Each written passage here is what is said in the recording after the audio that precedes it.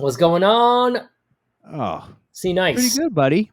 Pretty Cool. good. I was just telling them all about our show. Dude, I This was listening from this void that's like you're in the internet, but you're not in the internet. And yet somehow, in the end, due to quantum entanglement, we end up in the same place. and here we are, schmoozing. I'm so thrilled for all these guests today. Incredible. Today, and to go back to this Auntie Flow, he started a please. project called Ambient Flow, which really helped get me through finals, midterms, basically my whole semester of grad school. Ambient music and bird sounds. We're going to talk about that, and also alternative business models helping move the music industry forward and actually provide livelihoods outside of touring and doing live shows. So that's exciting too. Like very pertinent. Yes, of course. But before we get into all that, let's run the intro. This is something special for you. Schmoozing. So that's it! Lonely Sea, Bamboozle. Schmoozing. Talk amongst yourselves.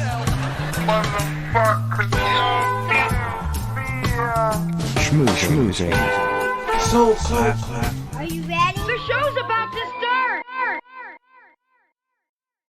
Boom, and here we are. Oh yeah. For those watching, you can see our lovely intro. For those listening on the podcast, you can hear our lovely intro, but what you can't see are all these epic throwback images of New York City, including a wood car.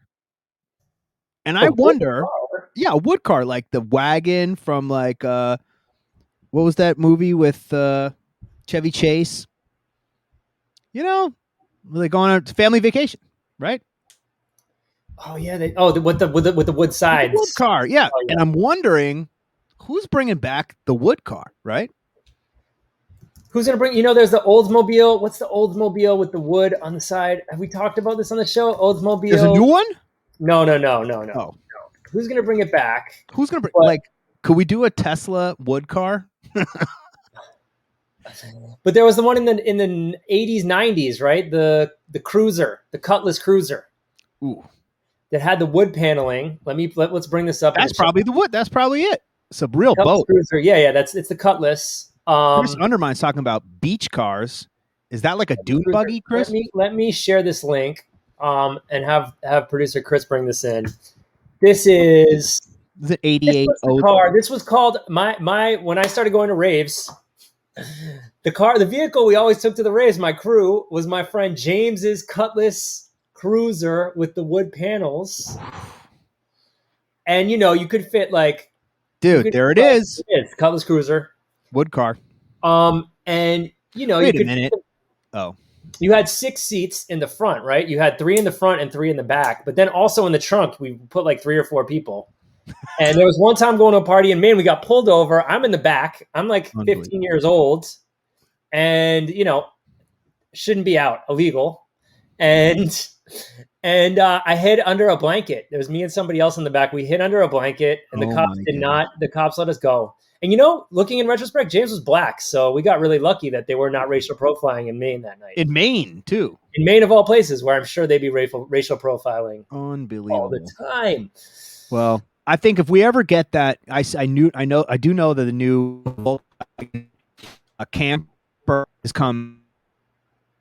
Oof, we're losing your internet again there, buddy. No, I do want to welcome everybody. While I get a minute, welcome everybody from Justin Martin's Twitch. Thanks for the raid, Justin. Great to have all you folks back on here on the Schmooze. We got DJ Krust coming up. We got Bandcamp Song of the Week coming up.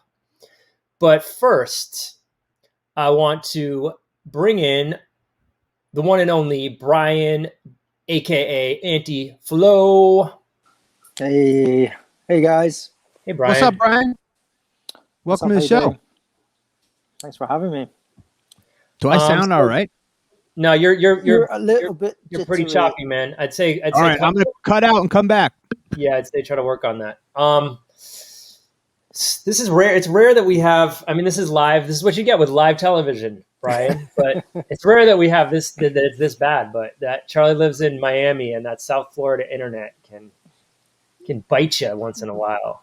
Hopefully mine holds out. Otherwise, you'd be doing the show by yourself.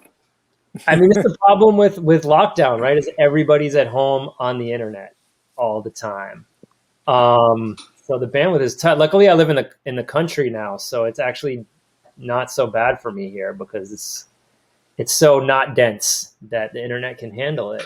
Right. Yeah. The animals don't have the internet yet. Nope. Although those deer in my yard, they always be peeking in trying to figure out how they can get on. But yeah, welcome to Schmoozing, Brian. Just a brief intro. I was introduced to Brian via his music as Auntie Flo. You've dropped 2 incredible albums so far. And just a lot of great releases, including a remix of Bosk on Soul Club Records a few years back. I feel like you were really tapping into this Afro-Latin multicultural electronic sound before it became a kind of big thing over the last few years.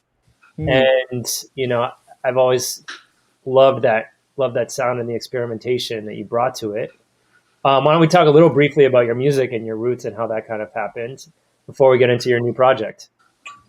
Yeah, sure. If anyone wants to know, I was, I guess I'm born in Glasgow, so city with big music heritage, big club culture. So that was really like, where I kind of like learned my trade. But, originally, I guess I call myself Glasgowan because my mom's side is from Goa in India. So I always had that kind of thing going. And I guess, maybe that influenced like, the direction I took with music. Maybe it didn't. I don't know. I get asked that question a lot. But anyway, when I started to, I went through various different genres, being into like classic Chicago house, Detroit, techno, all the classic stuff from the 80s onwards. And then kind of like really just started to dig a little bit deeper around the world. A lot of African music, a lot of Latin music, as you said. And really just in Glasgow in particular and in Scotland where, I'm from, there wasn't so many people like pushing this type of music. And I thought, there's definitely a gap to do that. There's definitely some really good music to share with people. And really it just started from there. We started a little club night called High Life. And, we would just play this kind of music and everyone was like, wow, what's this? And, it was just a small sidestep from the normal stuff they're used to listen to. We still love all that stuff. But yeah, we just carved out a little niche and then it just grew from there. And all of a sudden I was touring around and meeting people like yourself. Yeah, cool. Where did we first meet? I remember, was it in that, like, it was in somewhere like in Hackney Wick in like Right. in Seth Troxler's barbecue joint, right? We got to meet up. Yeah. And all of these places in Hackney Wick have now shut down. It's really tragic, but it's typical kind of like gentrification in London, pushing everything out and stuff and whatever. And add on top of that, all venues being closed for a year.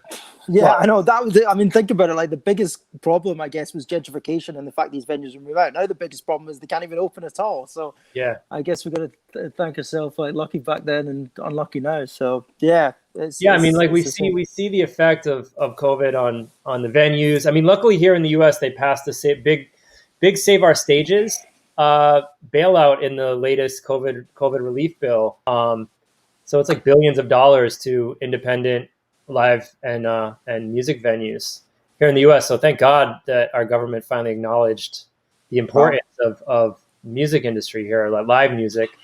And I know that happened. I heard about some venues getting some grants out there in the UK as well. So I guess some will make it through. The bigger ones, I guess, will make it through. It's difficult because it's a mixed scene. Some venues, I don't know what the process has been. Obviously, I'm not party to that. I guess you apply for the funding, and some venues got a really nice payout, and I'm like, great, they're saved, and others, didn't. And then that's all done within the context of this Brexit thing, where like now it's gonna be much harder for artists like myself to like travel into Europe, which is what I was doing pretty much every other weekend, for the last few years.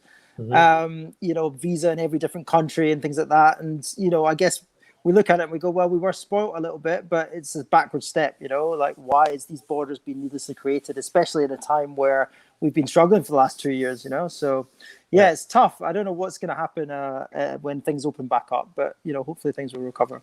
Well, I mean, hopefully. So during this time, there's, I've seen so many DJs, producers, musicians, just anybody who's had to, forced time off, start exciting new projects or start thinking in new ways or different ways or explore other areas, whether it's activism or creativity or other business models. And so you've taken advantage of this time to launch a new platform called Ambient Flow that I was saying before helped me get through my first semester of my master's program of grad school, because You went back to school having then? beautiful ambient music in the background for studying, or if it got to like I needed to really focus, just putting on the bird sounds really helped me. So tell us kind of about how this project came to be during this time.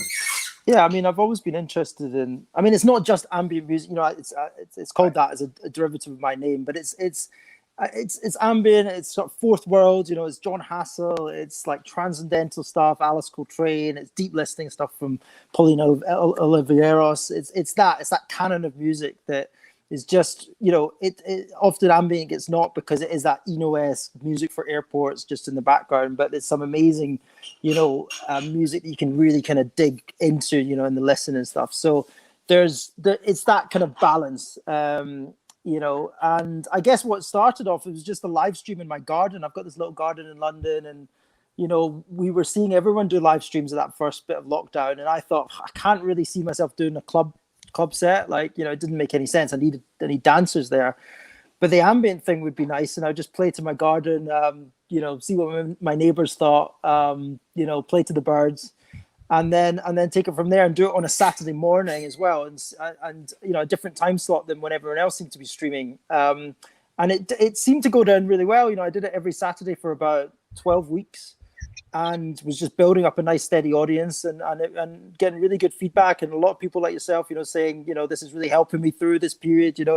It's great. It's a musical sedative. It's a musical relaxant. It's decreasing anxiety levels and stuff like that. So from a health side, from a functional side, in terms of that, it seemed like the music was helping. And then for me, it was just a nice little project to do, like digging into that side of my record collection that I wouldn't normally got to really play in clubs or whatever. So yeah, it was great. And I guess from the success of the live streams, I decided, I was like, well, what more can I do with this? I guess some sort of normality in the UK returned. Businesses opened back up.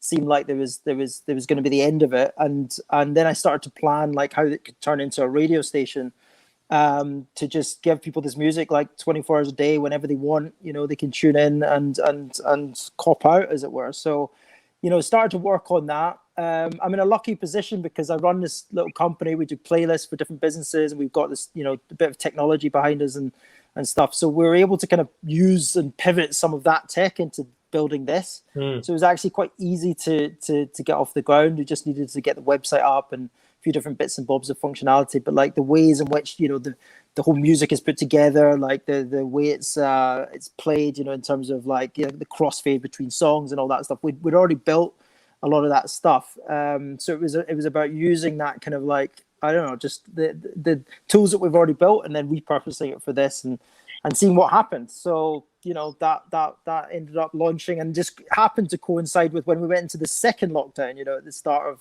November, it launched thereabouts. And it was just I guess good timing in a way, because it was oh, we did this first lockdown, second lockdown, here you go in a new format, free to listen, get involved, and see what happens. Yeah, I mean, what's super interesting about it too is you're really thinking about ways to compensate artists fairly for playing their music on the station as well. I guess as an artist, you kind of come into it with a different understanding, but also it sounds like from this work you've done with this business, providing playlisting and stuff, you maybe already had an idea of how to compensate artists for their music getting used in different scenarios, not just played by DJs or streamed, right? So how did that work into this, and what's your thinking with this kind of looking forward to this new model of supporting artists with streaming? I mean, yeah, over the years of running this playlist business, I learned a lot about licensing, music licensing, the PROs around the world and everything else. And it's not something I think that most DJs or people in our world really kind of dig into so much, because, there's a lot of boring kind of stuff. But it's really kind of interesting how these structures, in terms of how the money kind of flows, have been built from, really the earliest days of music, the earliest days of the music industry. And how they've not really evolved. They're not really kept up with the times. The internet was a big thing. It was like, wow, how do we handle this? And the kind of globalization of music that's resulted from the internet.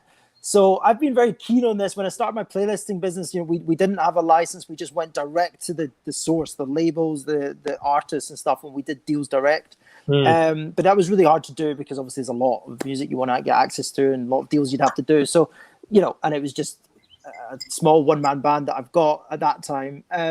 So yeah, I was kind of like party to how this worked. And then I started to work on a kind of model, actually just thinking about DJs and how the way that the music industry has shifted in terms of club culture over the last 10 years or so.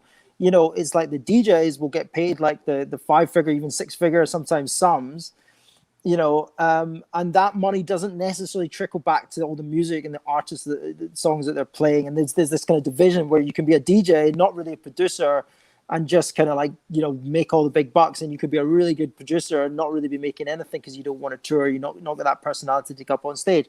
So I started to like write, just to my friends, like, what about this? If you could like, just come up with, if it's meant to be a community, let's just drive it through the community. Let's build a system where DJs can nominate a percentage of their fee, and then that passes back and filters through to all the artists and music that they've been playing and stuff like that. And there's a lot of people that are a lot more educated and than myself that are up on this, like a Matt Dryhurst or whatever in his Interdependence podcast talks about it quite a lot. And I guess when it came to the first lockdown, this was really put into stark focus, right? Because all of a sudden, all the income was just like pulled from under people's feet, and it was just like, whoa, shit! How do we make money from this world? And then there was also the kind of thing where, well, Spotify now is worth like however many $1 billion, and like Daniel Ek is making all this money or whatever. But like, how is the artist benefiting? Maybe it's the major label artists that are getting some money, but not really the independent artists in the community around club culture or whatever. It's difficult kind of like to make it work,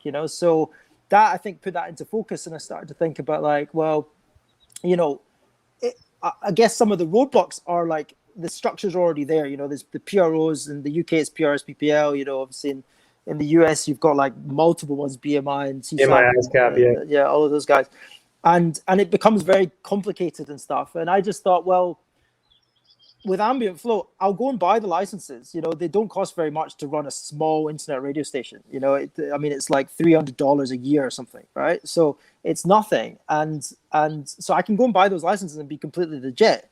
But I know that $300 is not really going to go to the artist that I'm playing, so it doesn't really serve a purpose. But at least it gives me the opportunity to then launch the station legally and all that sort of stuff, which is obviously important.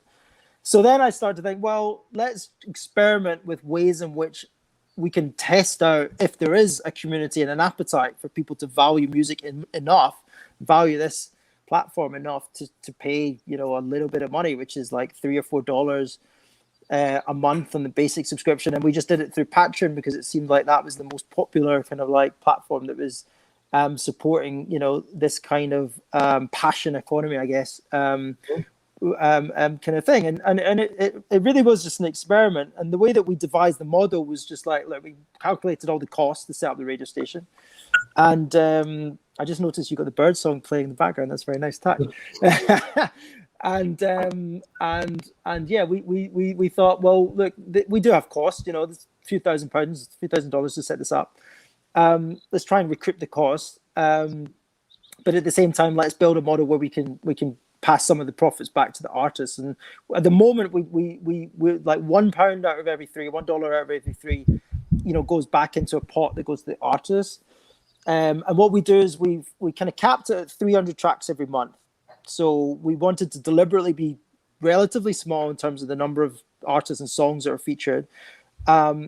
Because for obvious reasons, the more tracks and more artists, then the more people you got to pay, right? So 300 tracks, and that seemed like, from my experience with playlisting, that's maybe enough to get you through a month. Like it's quite a lot of music. It's almost like 24 hours worth of music and stuff. So you'd have to be listening to Ambient Flow a lot. There's something comforting also about like hearing the same songs again, right? Like I heard that song a few days ago or last week, or I recognize it now, and then I hear it again. Because I've definitely like. During my finals, I was like, I was tuned in, 12 hours a day in the background.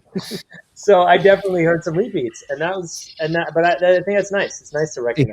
think about the radio. You know, Yeah. Right? radio. You hear the same 20 song a couple songs. times a day. Yeah. Yeah. Yeah.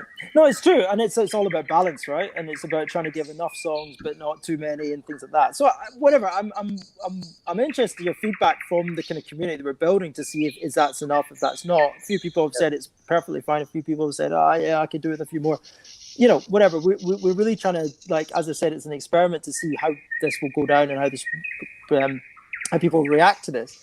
So anyway, so we built a very simple system. I got my developer friend to like just build a system where I can just input all 300 tracks.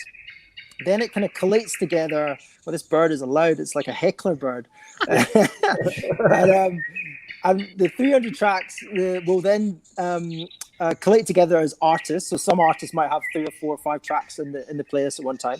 And then it'll just literally, we'll put the money that the system is, the service is made into a pot.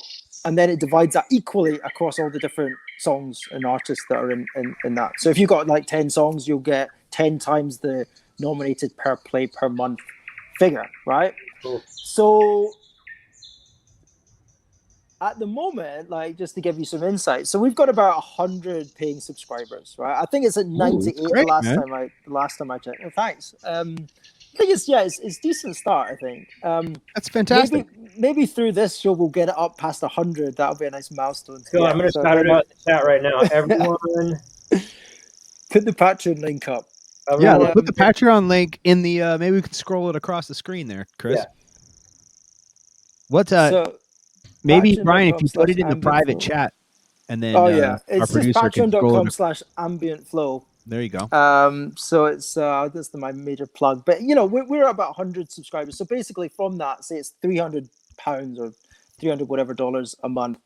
You know, $100 or so goes across the artists, right? And you could be like saying, "Well, that's not very much," right? And you'd be right. Okay, so it's not very much at the moment. I think that if you're a typical artist that gets a few tracks on the playlist and maybe is a track on for like 2 or 3 months, you know, you might be on about $5. I think the biggest kind of income is like about $10 right now. Okay, so it's not much. It's not an income stream or whatever.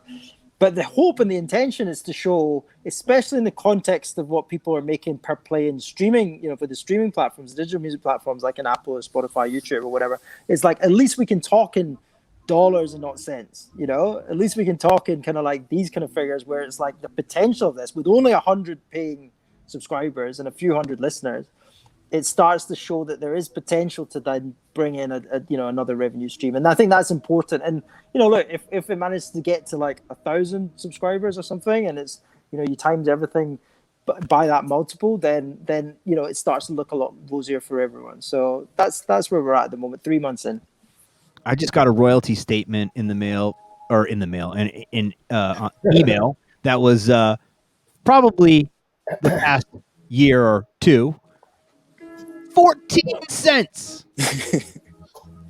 Wait, what's that from? That wasn't from one of the big. That wasn't from ASCAP. Because It was from Jaguar. Yeah, from a label. 14 cents. I'm like, I called my buddy over there who we remixed. I was like, dude, wait another 2 years, we could buy a Bazooka Joe bubblegum. But I mean, like it's hard. It's hard even with like the ASCAP or you know whatever collections or publishing collections you're working with. You know, electronic music is tough. Like either you end up getting really lucky, maybe 1 in 100 times, and you get a sync that gets a few $1,000s or more. Truth. But most of the time, you get your initial downloads on Bandcamp tracks. I mean, on Beatport, Bandcamp Track Source, and after that, your music is not really making money. So to be able to look at these alternatives is really exciting. And I mean, this is like you know we've been trying to really always look at the silver lining here of the pandemic, and I think like being forced to look at these other options, other ways of thinking, other ways of doing business, is really, you know, a big upside here. And just being inspired by what other people are doing, like you, Brian, just to see this happening. Yeah, thanks. And I think I mentioned it before, but it's the communities. You guys and myself and everyone else like talking about this and just getting this out in the open, because it wasn't really something that people wanted to talk about. It's not really the the fun or sexy part of the industry, but it's kind of like an important thing for artists and for the community of fans. People buy into, especially myself, like electronic music, club culture, whatever, because it's alternative, because it's counter the mainstream, etc. And it's like, well, I think over the last few years, especially the barrier, the kind of line between what's more the mainstream part of culture and what's in the independent is kind of really blurred, right? And unfortunately, with that kind of blurring of those lines, it's like everyone has to fit into this one size fits all model, and that doesn't necessarily work. You could be Drake or something and probably making decent money off of like streaming or whatever, but I hope so. yeah, of course, someone's got to be. But if he's not, it then it's no chance. Yeah, well, exactly. But and Matt Dryhouse talks about that a lot. Where it's kind of like when you're making music, it's not it's not, you're not necessarily thinking about, oh, it's got to be streamed like a million times or 1,000 times or whatever. You're making music to listen to, like in a certain context, in a certain place with people that are into it or whatever. And I don't know, it's a slightly different thing. You're not thinking about like, oh, it's got to like stream well, it's got to be put on a playlist, it's got to be played as background music, it's got to be played over and over again because I want to study to this music. It starts to change how you really think as a producer, and I think you lose some of the originality and stuff within music if you start to go too far down that route. Yeah, no, I think it's really true. Did you guys talk about the science of birdsong while I was gone? Did you do that part yet? We were waiting for you. We were waiting for you. I appreciate it. I'm so curious. Well, I mean, look, I wanted to have the birdsong channel because when I was doing the live streams, very crude setup. It was just Instagram live with my phone, and it would pick up all the ambient sounds around, right? So when it was spring, the birds were in the trees, they were in full voice, and it was a real big addition to the live stream. And I had so many comments that just say, this is such a good way to wake up. Like, these birds are really kind of like giving me a lease of life. And I realized that, especially, the first lockdown, there's some people that are not able to get outside or get into, they don't have the luxury of a garden and whatever. So, they're missing that. It's, and that's a big part of keeping us all sane, I guess. So yeah, when I was thinking of how we'd work with ambient flow, I thought, right, I got to have this birdsong channel so people can kind of blend the two if they like, or as you both done, Charlie, Eli, like just sometimes just play the birdsong all day long. Playing the birds. Yeah. And look, the birdsong recordings. I mean, I got a few from a few different sources. My parents actually, ages ago, they have a friend that's based that lives over in Finland. And they just, as a present or something, I don't know why, but they gave it like this stack of 10 CDs that were recorded, and it was just all Finnish birdsong in the Finnish forest that was recorded by a blind guy. What? So he goes into the forest. Yeah, he goes into the forest, like in Scandinavia, Finland, and that's his therapy. That's what he enjoys doing. He gets so much because obviously it's heightened sense of hearing if you're blind, and it must just be wondrous. And actually, I've been experimenting with that myself. I'm not blind, but just getting headphones and my little Zoom recorder, going into like the park or whatever close by, and you just get it. It's like augmented reality experience. So I totally recommend it to everyone. Go and listen to the birds, and you can pick up so many different sounds with the microphone and the headphones on and stuff. It's pretty cool. Oh, it's so cool. I have a question before we wrap it up. Just two questions. One is, will you use other animals, whales, these things? Or will it be only birds? And the other question is, if I have ambient music, or if people have ambient music that they want to maybe submit for consideration, how do they go about doing that? Yeah, whales would be amazing. I mean, but I don't know. Love a good whale. Pick a time of day. Yeah, much maligned whales because it was always like, oh, spa music, whale songs and stuff. But actually, if you listen to whale song music, it's incredible. Anyway, the most important thing, yes, absolutely. We've been really like blown away with some of the submissions that we've had, and we totally welcome people getting in touch with tracks or whatever for submission. And obviously, then you qualify for our artist profit share, thing as well. And let's try and build this together. So you can submit tracks. It's hello@ambientflow.com. Hello Just at send us- ambientflow.com. Great. Yeah, and just send us an email and send us some links, MP3s, whatever, and let's chat. And yeah, hopefully everyone enjoys the station. Amazing. Thanks so much for stopping in, Brian. I think we should check back in a few months after it's continued to grow and maybe do a full episode. Maybe we could bring in some artists that you're featuring that month or something and have a special. Yeah, I should say there's a guest curator like every month. They take over a certain section of the day. This month is KMRU based out in Nairobi, Kenya, getting a load of hype with his amazing kind of like field recordings and ambient music. Last time was Sarathi Korwar, London-based Indian producer, and then we had Optimal do the first one as well. So we've got some great guests lined up. So every month there'll be a different like curator feature and stuff like that. So Eli, you should hit him with the DJs for Climate Action sound pack. Did I send that over to you? That would be fantastic. Climate sample pack? Okay, I'll send that over. I'll make sure I send that over. Yeah, please do. All right, Brian, thanks so much guys. for stopping in. Thanks, And, Brian. Everybody Pleasure. check Ambient Flow. See you soon. Thanks. Peace. All right, so that was such an interesting project. Oh, cool. It went longer than a usual intro. That's okay. It's fine. But you know what that means? We're going to skip the Bandcamp song of the week, and we're just going to bring in our man, DJ Krust. DJ Krust. Hey, Yo. What's up? Welcome to Schmoozing. What's up, man? It's good to be here. How's it going? Great. Nice. You look a little bit cold. Nah, I'm just getting cozy, man. Nice. It's, It's that time. It's like, it's 8:30, 9:30, and I'm getting ready for the night shift. So, Yes. Where are you joining us from? I'm in Bristol, UK. Bristol. And that's where you're from originally, yeah? Yeah, born and bred. It's a great city. I mean, our experiences in Bristol have always been this perfect mix of like chill and hype. Everybody's kind of like a little bit blunted, got a good vibe, but like still always having it ready to have a good rave. Y'all love a rave, man, in Bristol. Yeah, this is party central. We've got a history of, blues, shebeens, house parties, 24-hour, 48-hour raves. It's such a nice, small city, nice community. When we party, we end up going 4 or 5 people's houses in a night. And it's just like, I've been raving in Bristol since I was like 16, and it was always about the house party. We used to go and see people like, Massive Attack, who then called Wild Bunch, other groups called Too Bad and FBI and UD4. And it was just always these house parties. You go into like a house I don't know how they found them, but it'd always be a 3-story house, right?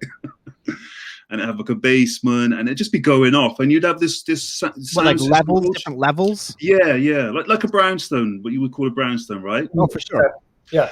Yeah, and so it would just go off. And so, that was my experience of like early sort of raving and clubbing. And then, we've just been trying to recreate that. And no matter what genre that's appeared over the years, that's the stable, this house party vibe in Bristol. I guess it's everywhere, but, we kind of have a certain kind of flair for it down here.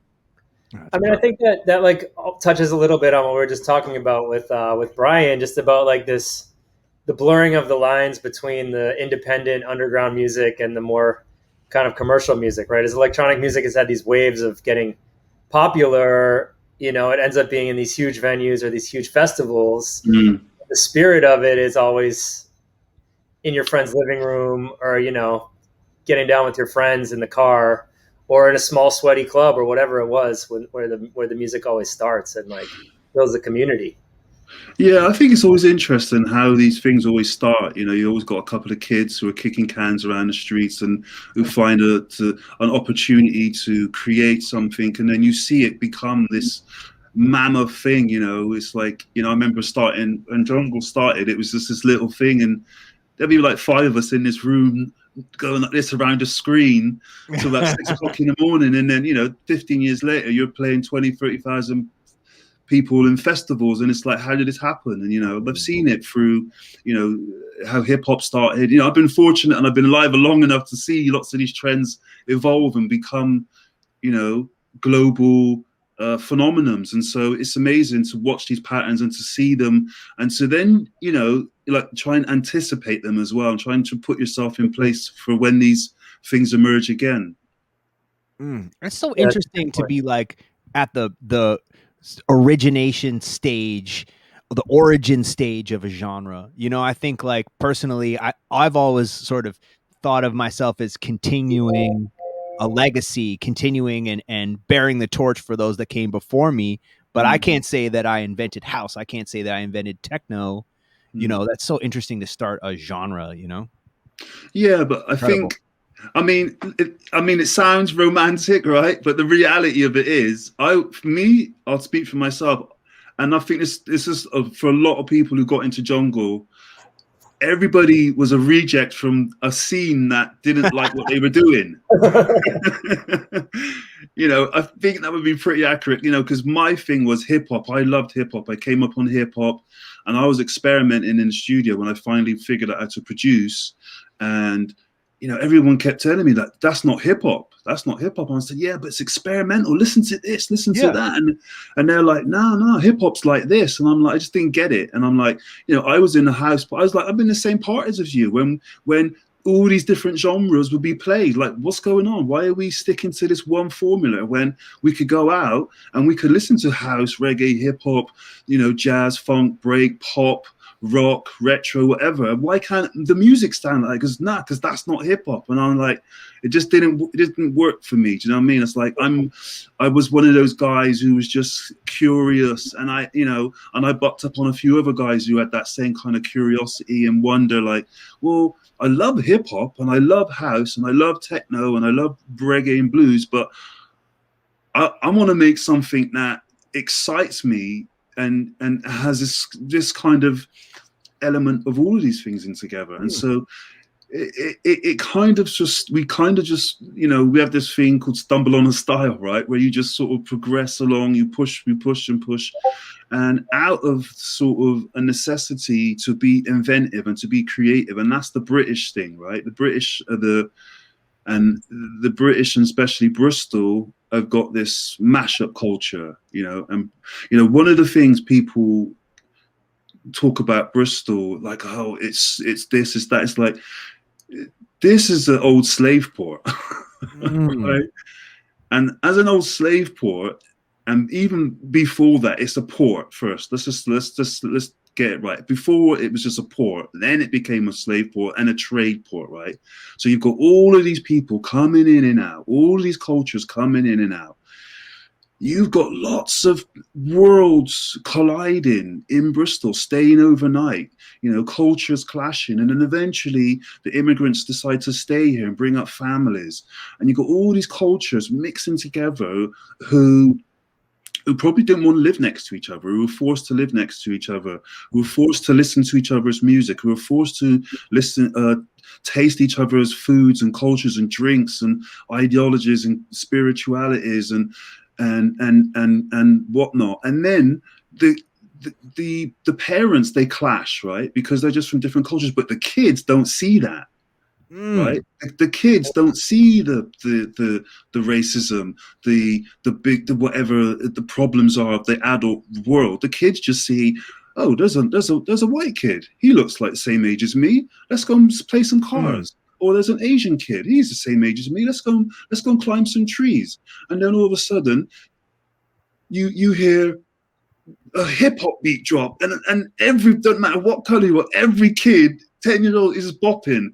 Do you know what I mean? And we all have these same cultural references, right? We grew up on Star Wars. We grew up on Raiders of the Lost Ark. We grew up on Scott the Rock. We grew up on Public Enemy.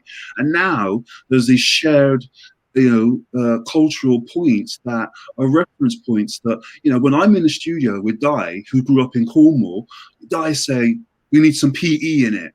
And then we're making jungle.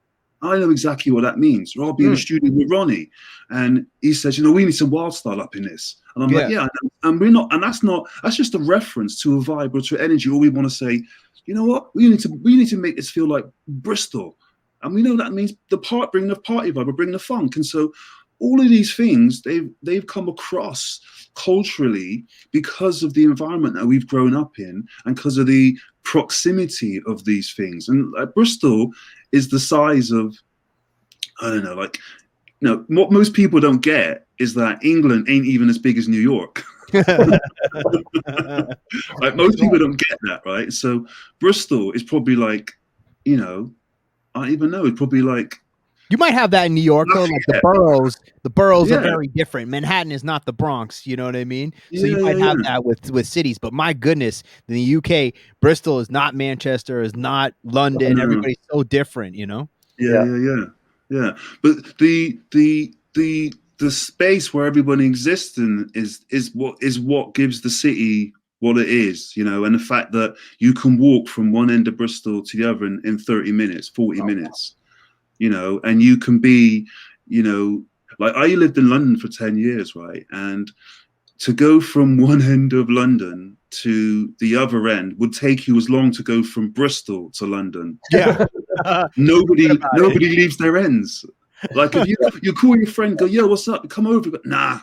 No, I mean, you found that spending time in London, right? We spent a lot of time in East London, and that was it. Once you're in East London, you're just forget about it. London. That's it. Yeah. But in Bristol, you can go from Stokescroft, start off in Stokescroft or top of Gloucester Road. You walk down Gloucester Road and you hit Stokescroft, then you can hit the centre, then you can hit Clifton, then you can hit Southfield, and then you can hit Lower Knoll, Totterdown, and then you can hit the town again, and I can do all that in a day. Yeah. No, right. I mean, it's similar. We grew up in Boston, and Boston is like 1 million people and a lot, but it's also a college town. So a lot of that population is college kids. Right. So, you could walk by. It was like a walkable city. It's kind of cool growing up in a city where it's like, it's a city, but you still can be around and like get around and really get a feel for it. Or on a bicycle, Or on a bicycle, right? You're one side of the night. Hour. Yeah, it's like it's a city that you can live in quite cheap. You can walk around, you can ride a bike, you can bust a skateboard. And so, when we started making music, we were living off of like £15 a week between a few of us, living in a shared house. One room's a studio. We're all sharing jacket potatoes and cheese. And it was like just rotation in the studio, rotation. And it was like, that was just what it was like to live in the city at that time and just be consumed by making beats. That's like music, artistry and music at its core, for sure. Just mastering the craft. Yeah. What was it about your brand of hip hop that you felt was different from what was going on at that time? When you the intros were too long. Oh yeah. So you were experimenting with like spaciousness and the openness that would kind of become so important in drum and bass and jungle. Yeah, I was going to raves. So I was going to, me and Di, we were going to free parties. So the raves back in the sort of mid the 90s.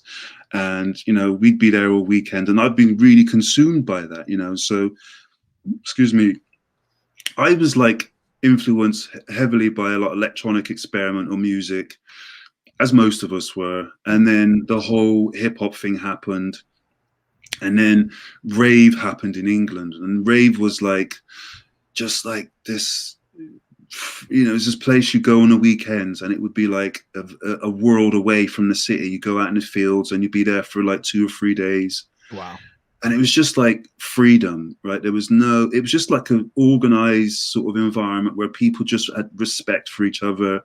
And it was a world away from where I grew up. I grew up in this place called Knoll West, where our prime minister at the time said it was the worst council estate in Europe. And for me, I never really experienced that, but it was really racist. I experienced a lot of abuse, and I grew up really hard, like in a sense that I just put on this shell to sort of defend myself and to sort of, mostly to scare people off because, I wasn't really about that. I was just like this soft kid who was just into music, but you couldn't show any weakness. So I learned how to, I learned tactics to keep people away. But when I left the area, I still had those things when I didn't need them. And so I was just, you know what I mean? This aggressive kid and just hard. And then you start going to raves and start, experimenting. All of a sudden, you're walking around seeing people being nice to you and they don't even know you. And like, what the fuck is this about? You're like, who? Utopia, yeah, right. And then all of a sudden, after about 6 to 8 months of that, you get it. The penny drops. It's like, oh, like this is what it could really be like, right? This is what people are, and so you're living that dream, and then you're coming back in the week and you're experimenting with beats, you're experimenting with ideas, arrangements, things that people aren't doing, and it's like, I grew up in this kind of tradition of being a b-boy, and a b-boy was about, at the ethics, right? It was about being fresh. It was about being dope. It was about being original, about being first. And so that was always in my mind as a b-boy. And that's why, me and my brothers, we started a crew called Fresh 4, and we were like DJing and cutting and scratching and stuff. We had our own little warehouse in the south of Bristol, started doing our own raves. And so then from there, it was like, go to these like free parties. And then it was like, I'm like trying to scope out what's going on here. Do you know what I mean? Like, what's really happening here? Do you know what I mean? Like, what music can really, it's like this seeding ideas, trying to really see the next level, really try and understand what's going on. And then we come back in a week, push the buttons and just try and feel the vibe. Like, what is our, because it's like, what is our music? Like, what are we trying to say in our music? What are we trying to express? Like, what's missing in the British experience that, we loved about hip hop? Well, it spoke to us directly. And when I was trying to make it, maybe I wasn't being authentic to myself, because hip hop, as we were digesting it, was from America, right?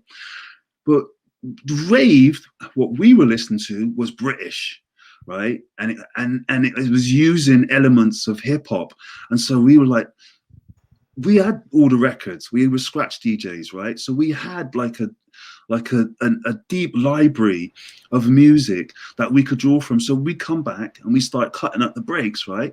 And we're like, what's going, what's happening here? What's going on? We started chopping breaks up, and then it finally clicked, right? What we were trying to do, we were trying to make this music sound like heavy street music, like sounds for a big sound. Yeah, but we wanted to have the Jazz Shaka bass lines, and the PE James Brown breaks. Do you know what I mean? But because that's what we were coming from. We were listening to Funky Drummer. We were listening to Public Enemy. We knew, the Winston Brothers. You said Josh Shaka, one of my favorite dub albums all time. Mad Professor meets Josh Shaka. Oh my goodness. Yeah, I mean, incredible. We listen. Sound system culture in Bristol was like sub bass, big basses. And it was like, what we wanted to try and do is create the same type of intensity you got when you heard Public Enemy for the first time, when you felt those speakers rattling, when you were Jazz Shack or a reggae sound system. And so that was our thing. It was like, but we had to make sure it was authentic to us and our experience and who we were as creators and the community around us, because we were trying to make music for our boys. Do you know what I mean? We were trying to make music for our ends, for the people that was around us who were like, who were ready to make that journey. Do you know what I mean? Who were they loved funk, they loved hip hop, they loved house, but it wasn't really them. And that was the same thing. Like, we loved all those genres, but it wasn't really us. And it wasn't really telling us. It wasn't really telling our story.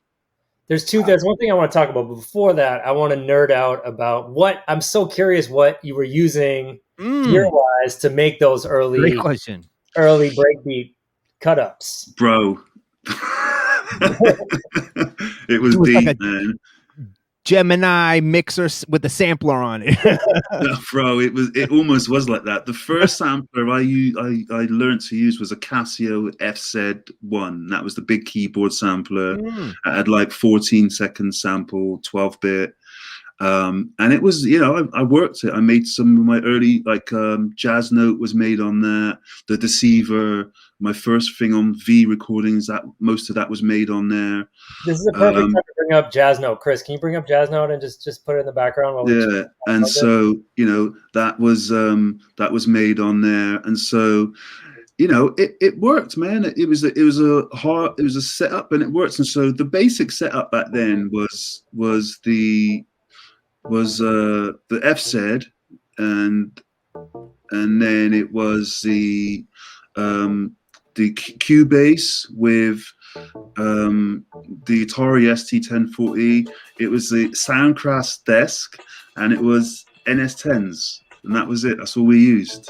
How are you gonna make any bass on NS10s though? Damn. Good question. Well, the thing is, I didn't work with. I was fortunate enough to be able to stand in the room with Smith and Mighty when they were making their music. So I used to be the fly on the wall, and me and Di would be in there like most days. Di ended up living there, and they ended up giving us a back room to make music in. And so most days we'd be in the studio just listening and watching them work.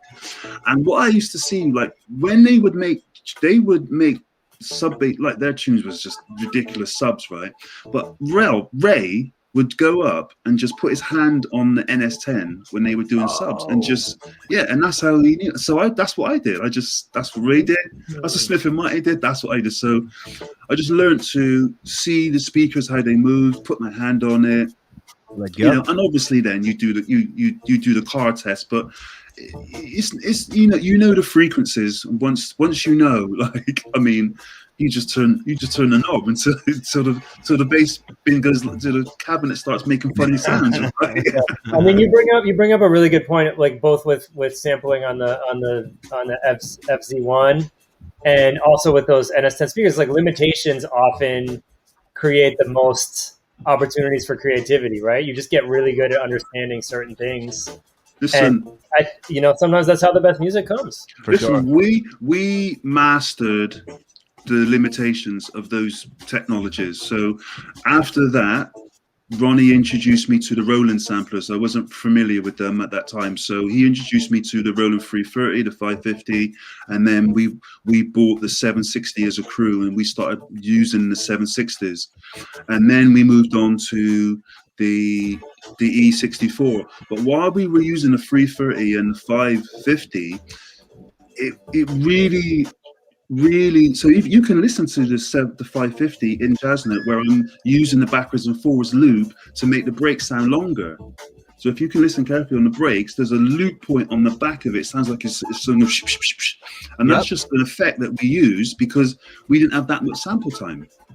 So it's like, listen, clever little things like that, learning how to use, like make an effect out of a hi-hat. So you get a hi-hat or like a really minimum, just a second or maybe less than a second sample, but you put it on a loop and then put a release on it and then put an LFO on it.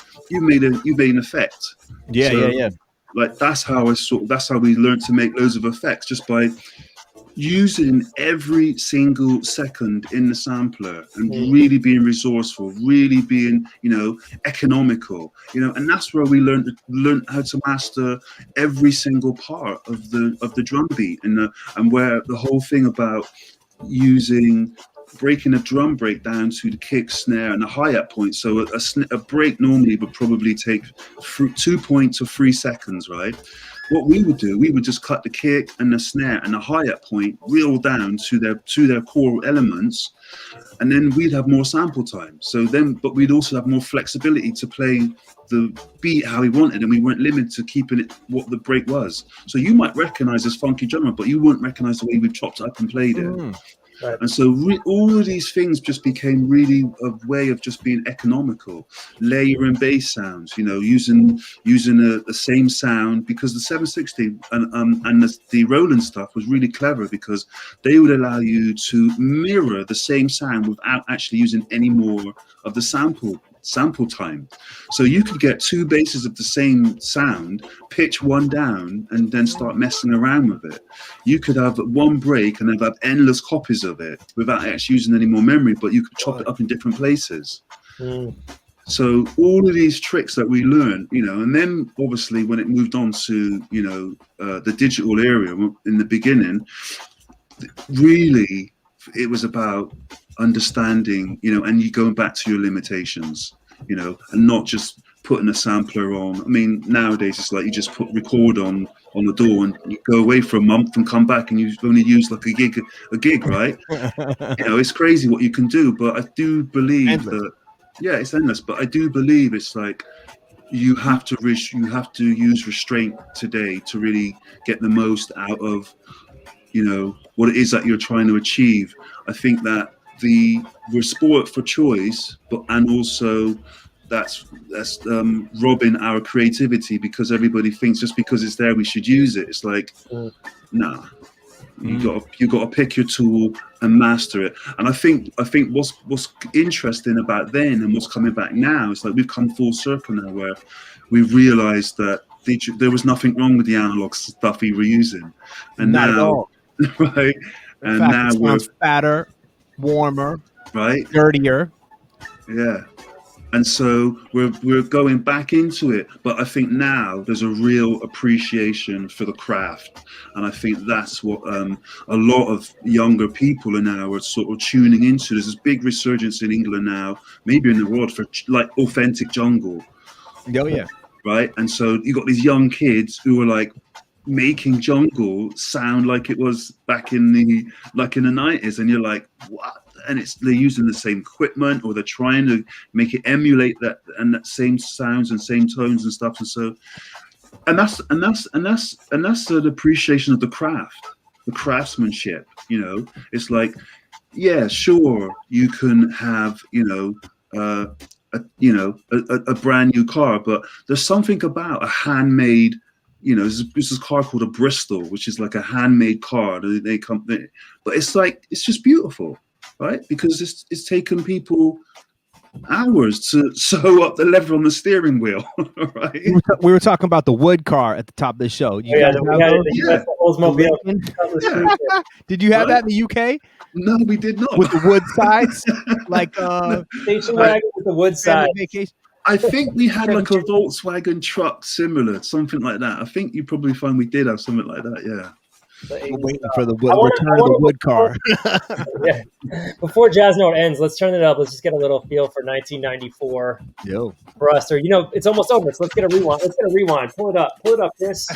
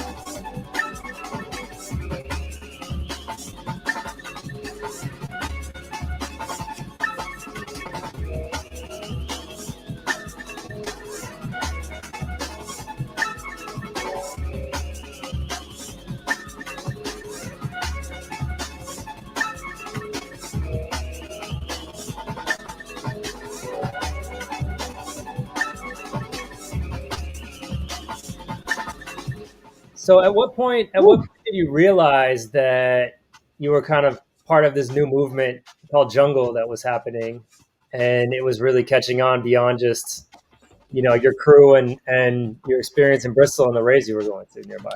So I think there was like 2 points where it became like clear that so much was going on. So Sub was from Oxford, and he ended up moving to Bristol.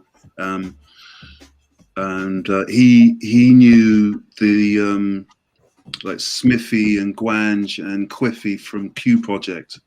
Mhm. So one day we went to Oxford, and we just sat down with those guys, and it was like we just played them some music, they played us some music, and it was like, rah, we're all making the same music, you know what I mean? It was like, and it was just like nuts. We'd never met them before, but like they were doing the exact same thing, and it was like, and then we just started to hear about this club in Coventry called like the Edge, and we go there. There's this big jungle fever, like there's this rave called Jungle Fever, and we end up like going there on this one night, and it was like, this is the birth of jungle. Do you know what I mean? We just walked into this club, and it was like, it was just amazing. You know what I mean? Who was the resident there? The club itself was like, I think they were originally from London, so you had people like DJ Ron and SL, Groove Rider and Fabio, and Brian G. We were listening to we were following Brian G for a minute before we even met him. We heard about him. We were so it was kind of like coming through. So before jungle really kind of blew big, there was like, it was jungle techno. So you had people like like Easy Groove from Bristol. He was like sort of like a Southwest champion who was known for playing experimental music. And then you had raves like Circus Warp, and then Universe was like a big rave. They were like one of the first big official legal raves that you could go to, and Groove Rider played there, Frost played there, Fabio and stuff. Some of the illegal raves we went to, we'd heard about this guy called Bookham. I remember when we were in this rave in Bedford, this free rave in Bedford, and someone goes, yeah, Bookham's on, and we're like, who's Bookham? It's like, no, you got to come and see this guy. So we go up to the where he's playing, and he's just playing real experimental music. Another time we were in this another free rave in Enstone Airfield in just outside Oxford, and it's like, yo, you got to come and see this guy. It's like, who is this? Like Doc Scott, you got to come and hear him. I'm like, so we were hearing all the names, before it was really becoming a big thing, but we were just like following the names and stuff, and but that rave Jungle Fever for us anyway was like where it all came together. We had 5-0, Det, and the MCs. Yeah, the MCs, and that was like this whole thing that it just came together. It was like it was the scene in the scene in the new Star Wars where Han Solo and Chewie come around the corner and go, we're home. It's like, that's what we felt. That's what we felt like. I mean, it's Do you feel more like a Han Solo or a Chewie? I mean, Luke, what's up? Yeah, Luke. I've got to be Luke, bro. Oh, that's funny. Back to earlier, like a few minutes ago when we were chatting, you were talking about, in the search to make the sound official, you really looked within to say, well, what's my message? What's the message of my geographic area? What are we trying to bring to this music? And I so appreciate that because, Eli and I, we talk a lot about in this modern social media era where like, you want to put a message in the music, politics in the music, especially in our country, as we've had this crazy election. I mean, you guys are having your own political thing going on right now, but there's been a lot of backlash on social media of people being like, you know what, shut up and just play your music. We don't want the message. We just want the release of the party. And that's so refreshing because we're really coming of age in the 90s and coming from that era where it was about representing and about the message. And I feel like that was, that's something that Eli and I have tried to keep in our music as we've grown together. And it's at the core of a new album that we have that's coming out in the process of coming out right now is the message. So, I really appreciate that. And I think that's so important. Yeah, it's more important than ever, and it always has been, and it always will be.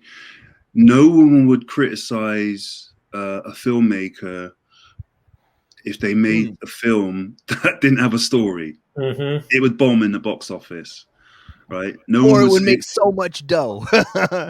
Well, Transformers is big, but no one watches it twice, right? Whereas, I'd watch Harry Potter a few times, and I'll show my kids a Harry Potter. Star Wars is one of the biggest franchises ever, and like my son's 4, and I let him watch the end scene where Luke comes in The Mandalorian, and he couldn't take his eyes off of it, and he was laughing and giggling, and he wants to know. I said, look, watch this bit. And he goes, how did he do that, Daddy? I goes, he used the Force. And he goes, what's the Force? I goes, it's all around you. He goes, no, it's not, Daddy. We're in the kitchen. So I'm like, okay, I got some schooling to do here, right? Yeah. And so I think what's becoming irrelevant is the de-education of the planet, right? We're stupid animals anyway, right? And we've been subject to a disinformation, 3-letter agency operation for God knows how long. They have purposely derailed our education system. We can go down that pathway and just talk about however we want to talk about it.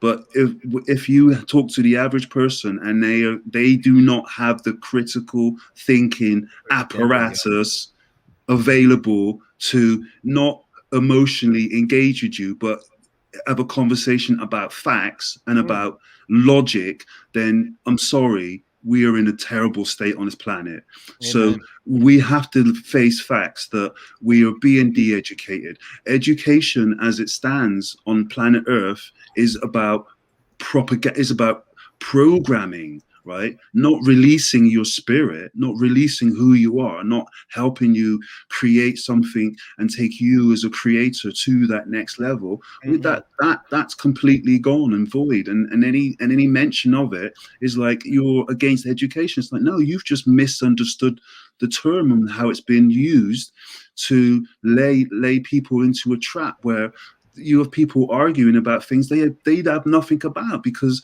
they read it on social media or they've read it. They're quoting facts to you from Wikipedia. It's like, bro, wake up.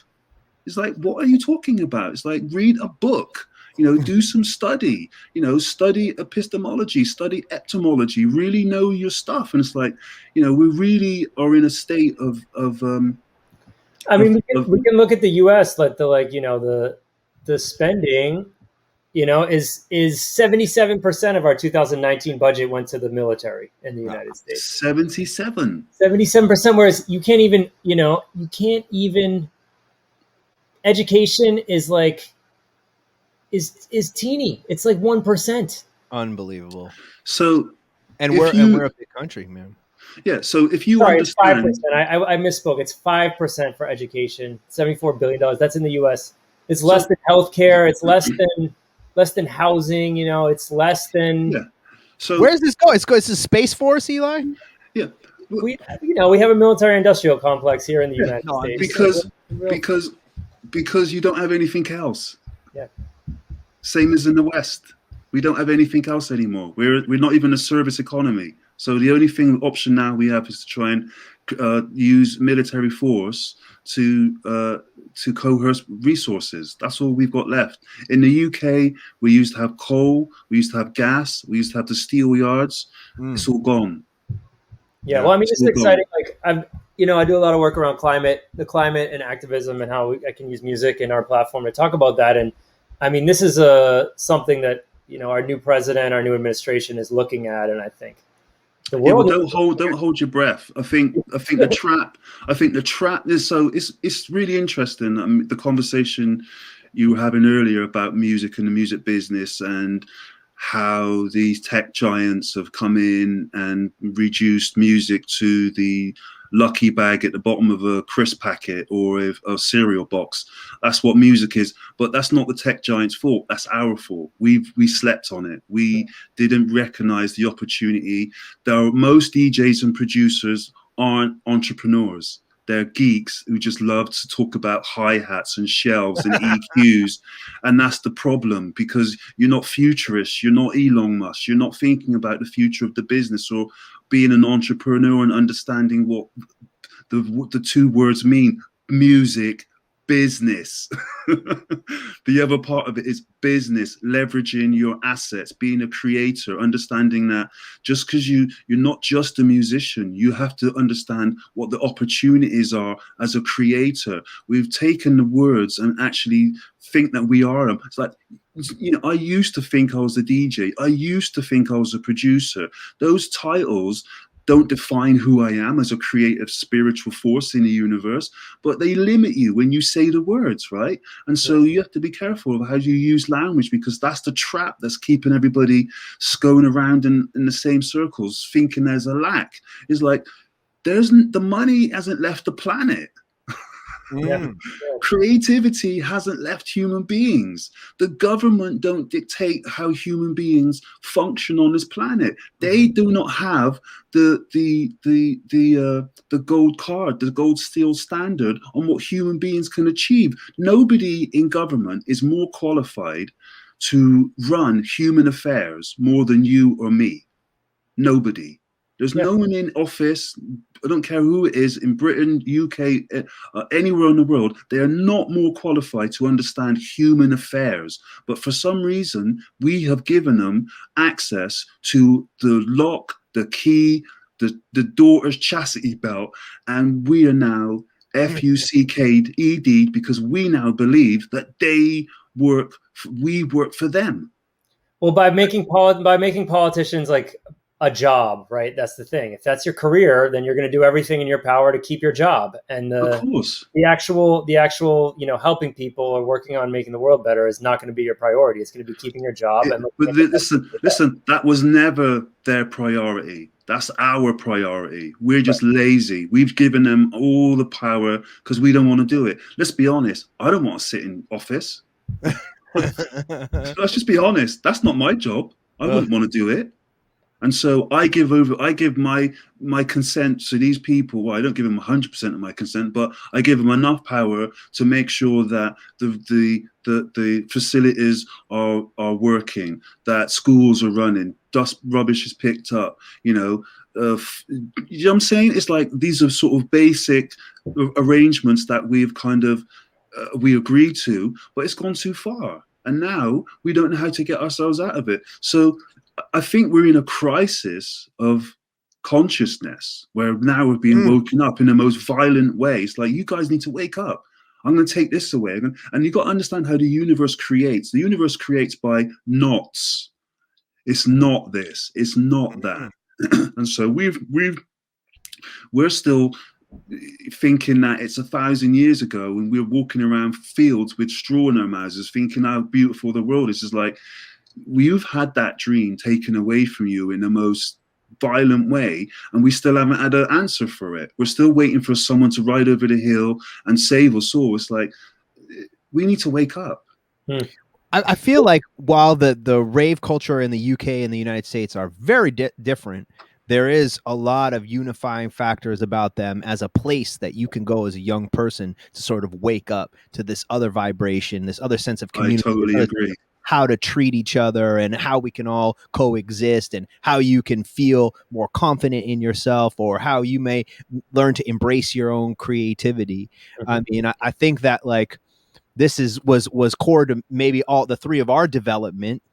And I wonder, how it's going to move forward into the future. People find a way. Yeah. People find a way. And even now in England now, there's people who have been having these raves. There's just something in the news the other day, 300 people rave got broken up. There was a wedding in a school that got broken up. It's like, people are creative. I think they've underestimated the resolve of people. And I think you can only push people so far until they switch off and then stop believing the propaganda, because there's only so much anyone can take and actually think is credible and realistic. You just keep bombarding us with these facts and these figures. And it's We'll like, see. eventually, We'll see how far some people can get pushed right now. I mean, there's people going deeper and deeper into this world of propaganda. We're seeing it, I know, in the US, the UK, around the world. I mean, it's well, we're not seeing everything, so we have to really, dig a lot deeper into, what we're doing, and make sure that, it's in our music. I'm not necessarily, I am very vocal on this. When people ask me, I do say what I'm going to say, but a lot of my argument is with the music. I put the message in the music. I put the vibrational frequency in the music. I talk about it as much as I can when I have an opportunity, and like, that for me is the role of a creator. When you have the opportunity, you put your message in your music, you go out and you talk to people. That was the thing that, when you looked at the person who was communicating between villages back in the day, their job was to communicate what was going on in the cities, and they would leave the cities and go to all these rural places, and they would inform people of what was going on. They would inform people of, what the codes was, what the new thing was, what the good word was. And like, those traditions have almost been replaced by the digital platforms, Completely, where some of it's effective, but some of it's now, been glossed over, because a lot of it is entertainment, and it seems like it's a great way to get likes and and make it popular, rare, blah, blah, blah.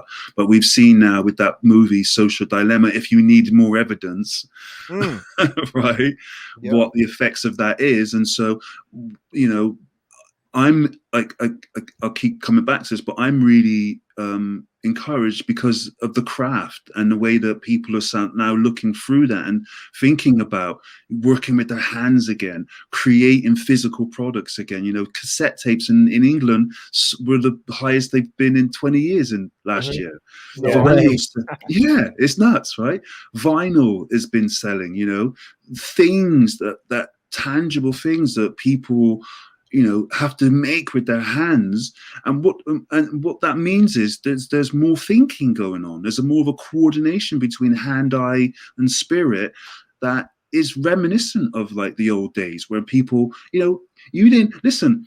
You asked me what the meaning was in our music back in the day. It was very simple. It was rebellion, right? It was rebellion. We were rebelling against a system that left us out in the cold, and we felt, like they didn't care about us. Our music was aggressive. It was hard, and we were aggressive and hard because we wanted to show the establishment that we were somebody. We wanted to be significant. We weren't going to be left out in the cold. We weren't going to join your system. And we were telling our people that we grew up with that there was an alternative, and that's what the raves were. It's an alternative community. And then there was a whole ecosystem that came out of that, that people have become very efficient at now. Record labels, blogs, magazines, clothes, culture, design, songwriting. A lot of those businesses came out of that. And even before that, in the 60s, there was culture where people figured out how to make a living, and they were called counterculture. It's like, all these terms that, either you're attracted to it or you're put off by. Either way, there's ways for people to live, and make a living that aren't necessarily popular with the mainstream because of their ideologies. It's like, well, we are constantly finding new ways to think in new ways, and that's what the problem is with the education system, because they're still trying to teach us or tell us what to think and not how to think.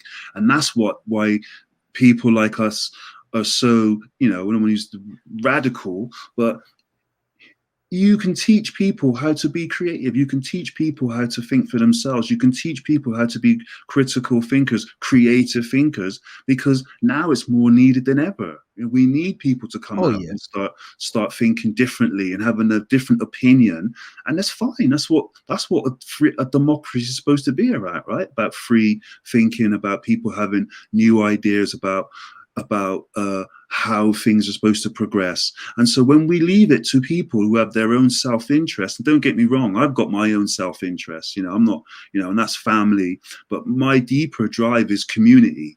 My deepest drive is culture, right? And so, yeah, I want, I'm a capitalist. I like money. I like the things that money buy, but I'm not driven to, take another man's or to destroy another man's livelihood so that I can survive. It's like, no, let's be creative. Yeah. Let's figure out a way how we can. And I like the guy that you were talking to earlier, how he created something for other musicians. That's my philosophy. That's my stand. I complained for years. I moaned for years and how the music business was this and that. And I was like, someone said to me, shut up and do something about it. And I was like, okay, I will. I want to pause for a second and talking about political music and putting messages in their music. This is from your album called Coded Language, and it's a track you did with Saul Williams, which is very overtly political in its message, and I love this one.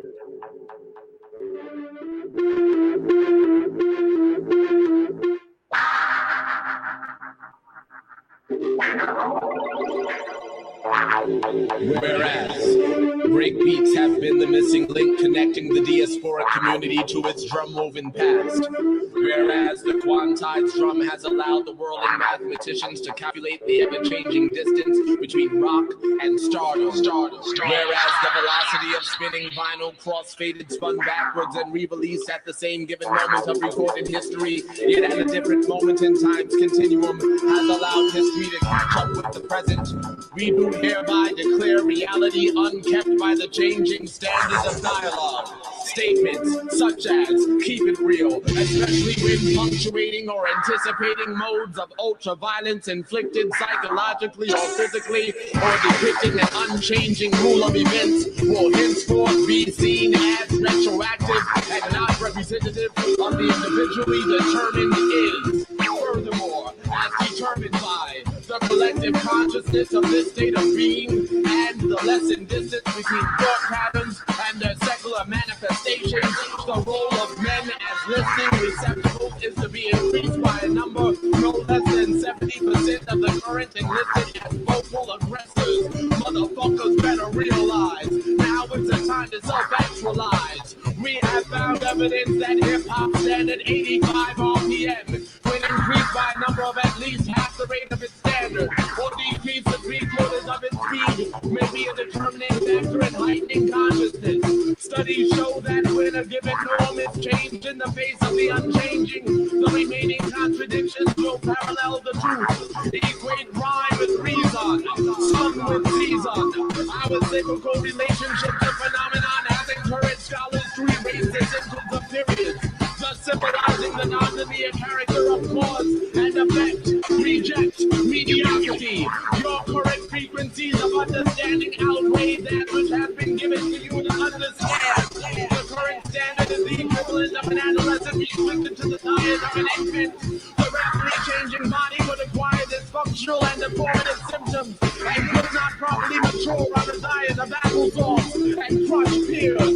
Like pears are interchangeable with years of living in darkness. The role of darkness is not to be seen as or repeated with ignorance, but the unknown and the mysteries of the unseen. Thus, in the name of Robeson, Godson, Hurston, Akhenaten, Setchfoot, Blackfoot, Helen, Lennon, Carlo, Golly, the Three Marias, Taro, Lilith, Lord, Griffin, Baldwin, Ginsburg, Corbin, Wamoma, Gandhi, Gibran, Shabbat, Tadarka, Medusa, Rivera, Georgic, Brand, Wright, Banneker, Turpin, Hamer, Holiday, Davis, Coltrane, Morrison, Joplin, Du Bois, Clark, Shakespeare, Rachmaninoff, Ellington, Carter, Kay, Hathaway, Hendrix, Cooley, Dickinson, Pemberton, Berry, Isis, Murray, Jelka, Flash, Romy, Fellini, the show, Nostradamus,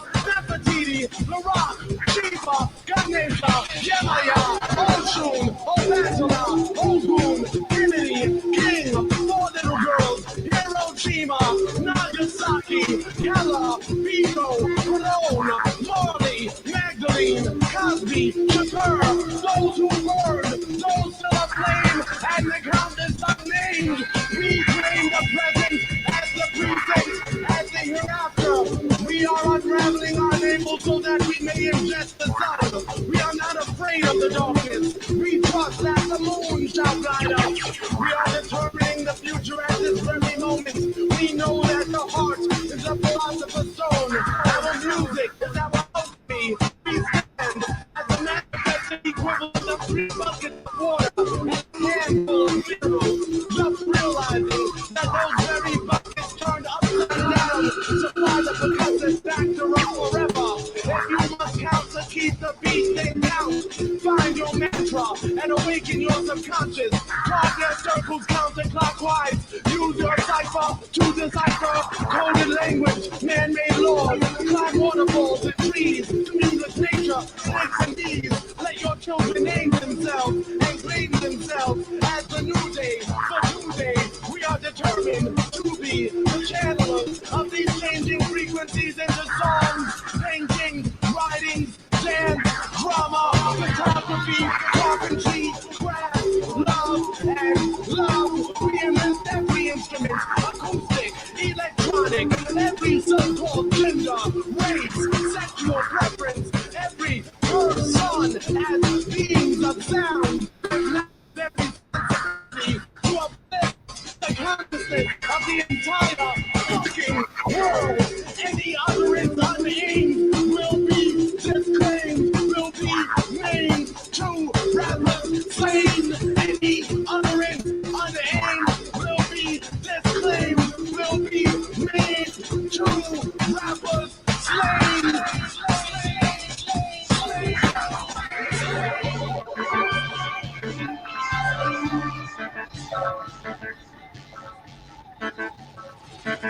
Woof. What?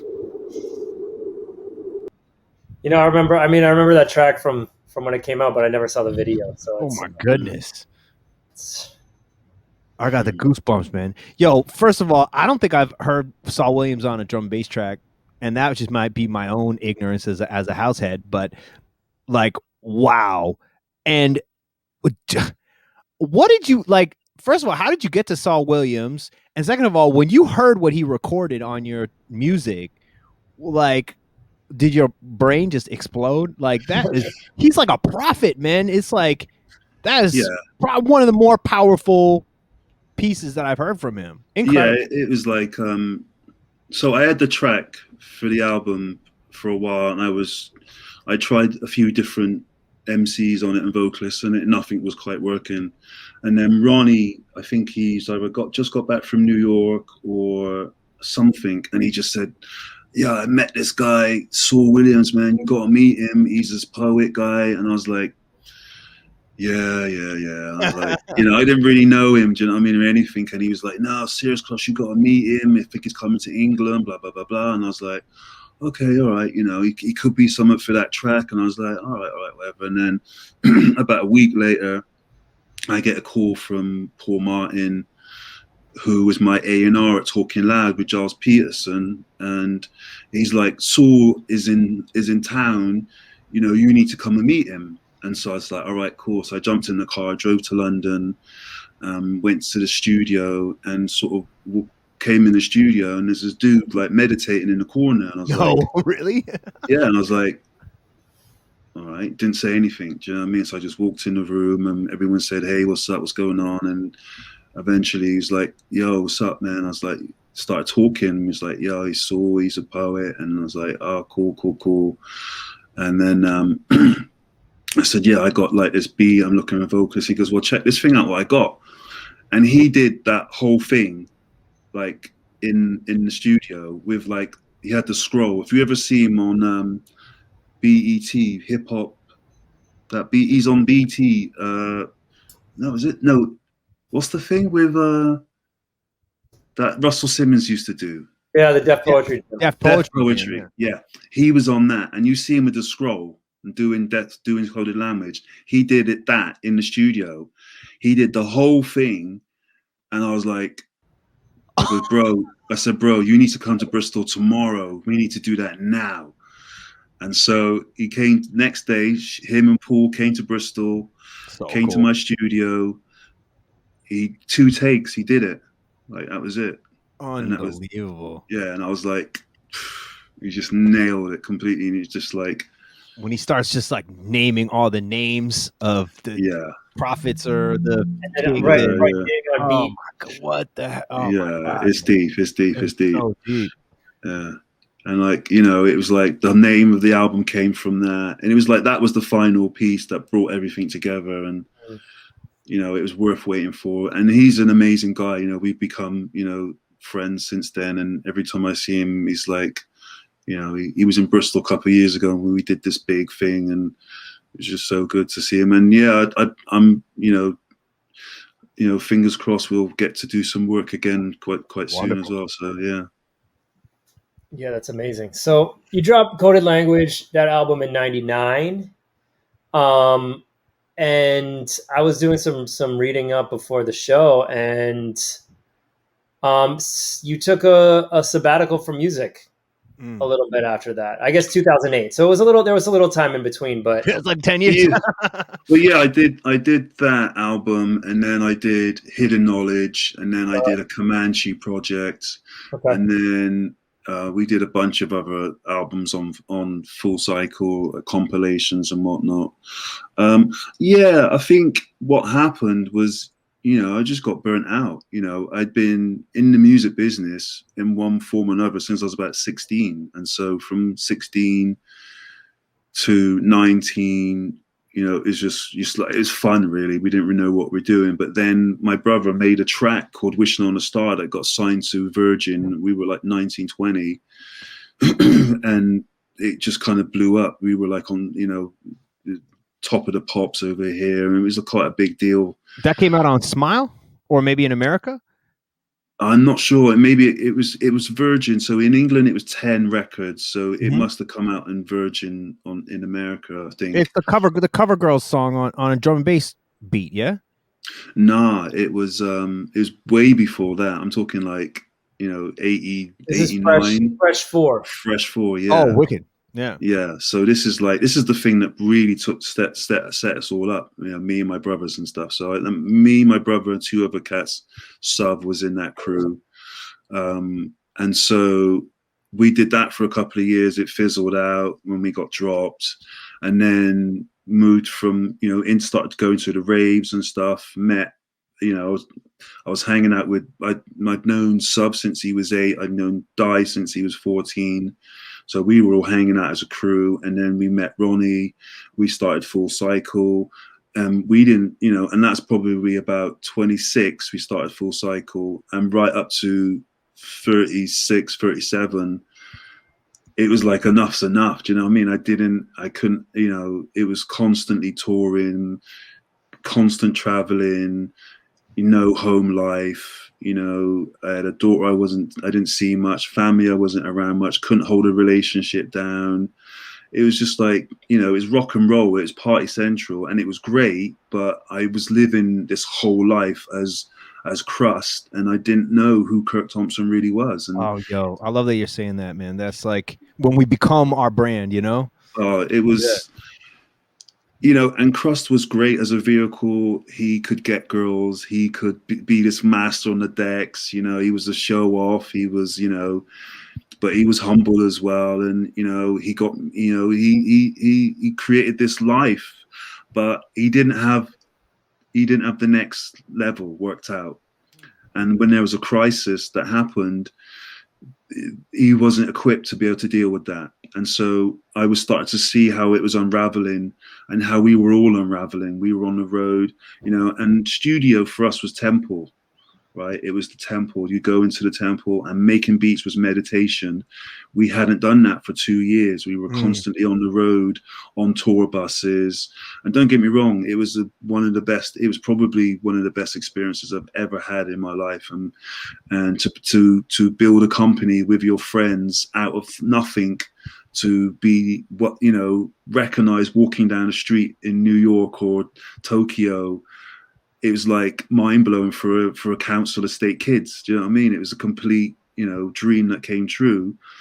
But we needed a bit more guidance, a bit more management around us to sort of guide us through these different levels. We didn't necessarily have it, or maybe we didn't listen, right? We were like a bit sort of cocky and arrogant, maybe, and just thought, and so, one thing, something had to give. And so it happened over a period of time, but I could gradually feel like if you carry on down this road, you will be destroyed. It will destroy you, and you will not be able to come back from that. And that became really apparent. And I just stopped and said, you know what? I need to take a break from this. I need to figure out who Kurt Thompson is. Like, who is this guy? Like, what does he do? How does he relate to people when he's not on the decks? Because everybody thinks that who you are when you're in the club or when you're in the decks or when you're in the after party, that's who you really are. And because everyone treats you like that, you think you are as well. And so it was tough, because that was all I knew, and leaving that was really, really challenging and really hard. And then the next thing inevitable happened. I had to leave the label, because we were having disagreements, and that was like getting a divorce. Do you know what I mean? It was it took 10 years to get over that. It was really difficult.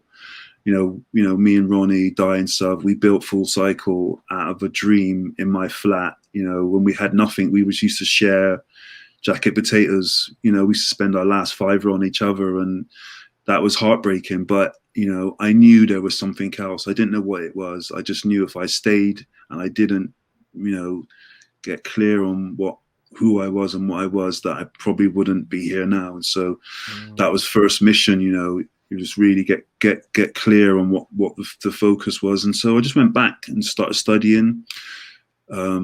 Just got, there was a lot of, just a lot of, you can imagine what was going on. I don't want to get too graphic, but it was just a lot of everything, excess of lifestyle. And so it really was about just get focused, clean up, and meditate, really, and just drink water, get the body back together. And so I had this out-of-body experience when I was about 19, and it was just really profound. And this is just before everything took off, and it's really interesting, because now I think about it, it was the universe saying, look, I'm going to test you. I'm going to give you this like real spiritual out-of-body experience not many people experience, to see which way you're going to go. So here's the gold, here's the distractions, and here's the inner, there's the outer journey, here's the inner journey. I'm 19, I went for the outer journey. Of course, man. And at one point I'm sat, so this is like, I'm about 37, and I'm sat around in my house, and I just had the memory, it comes back, and I just burst into tears. And I remember, like, where's this guy? Where's this guy who had this experience, and it was like a real awakening.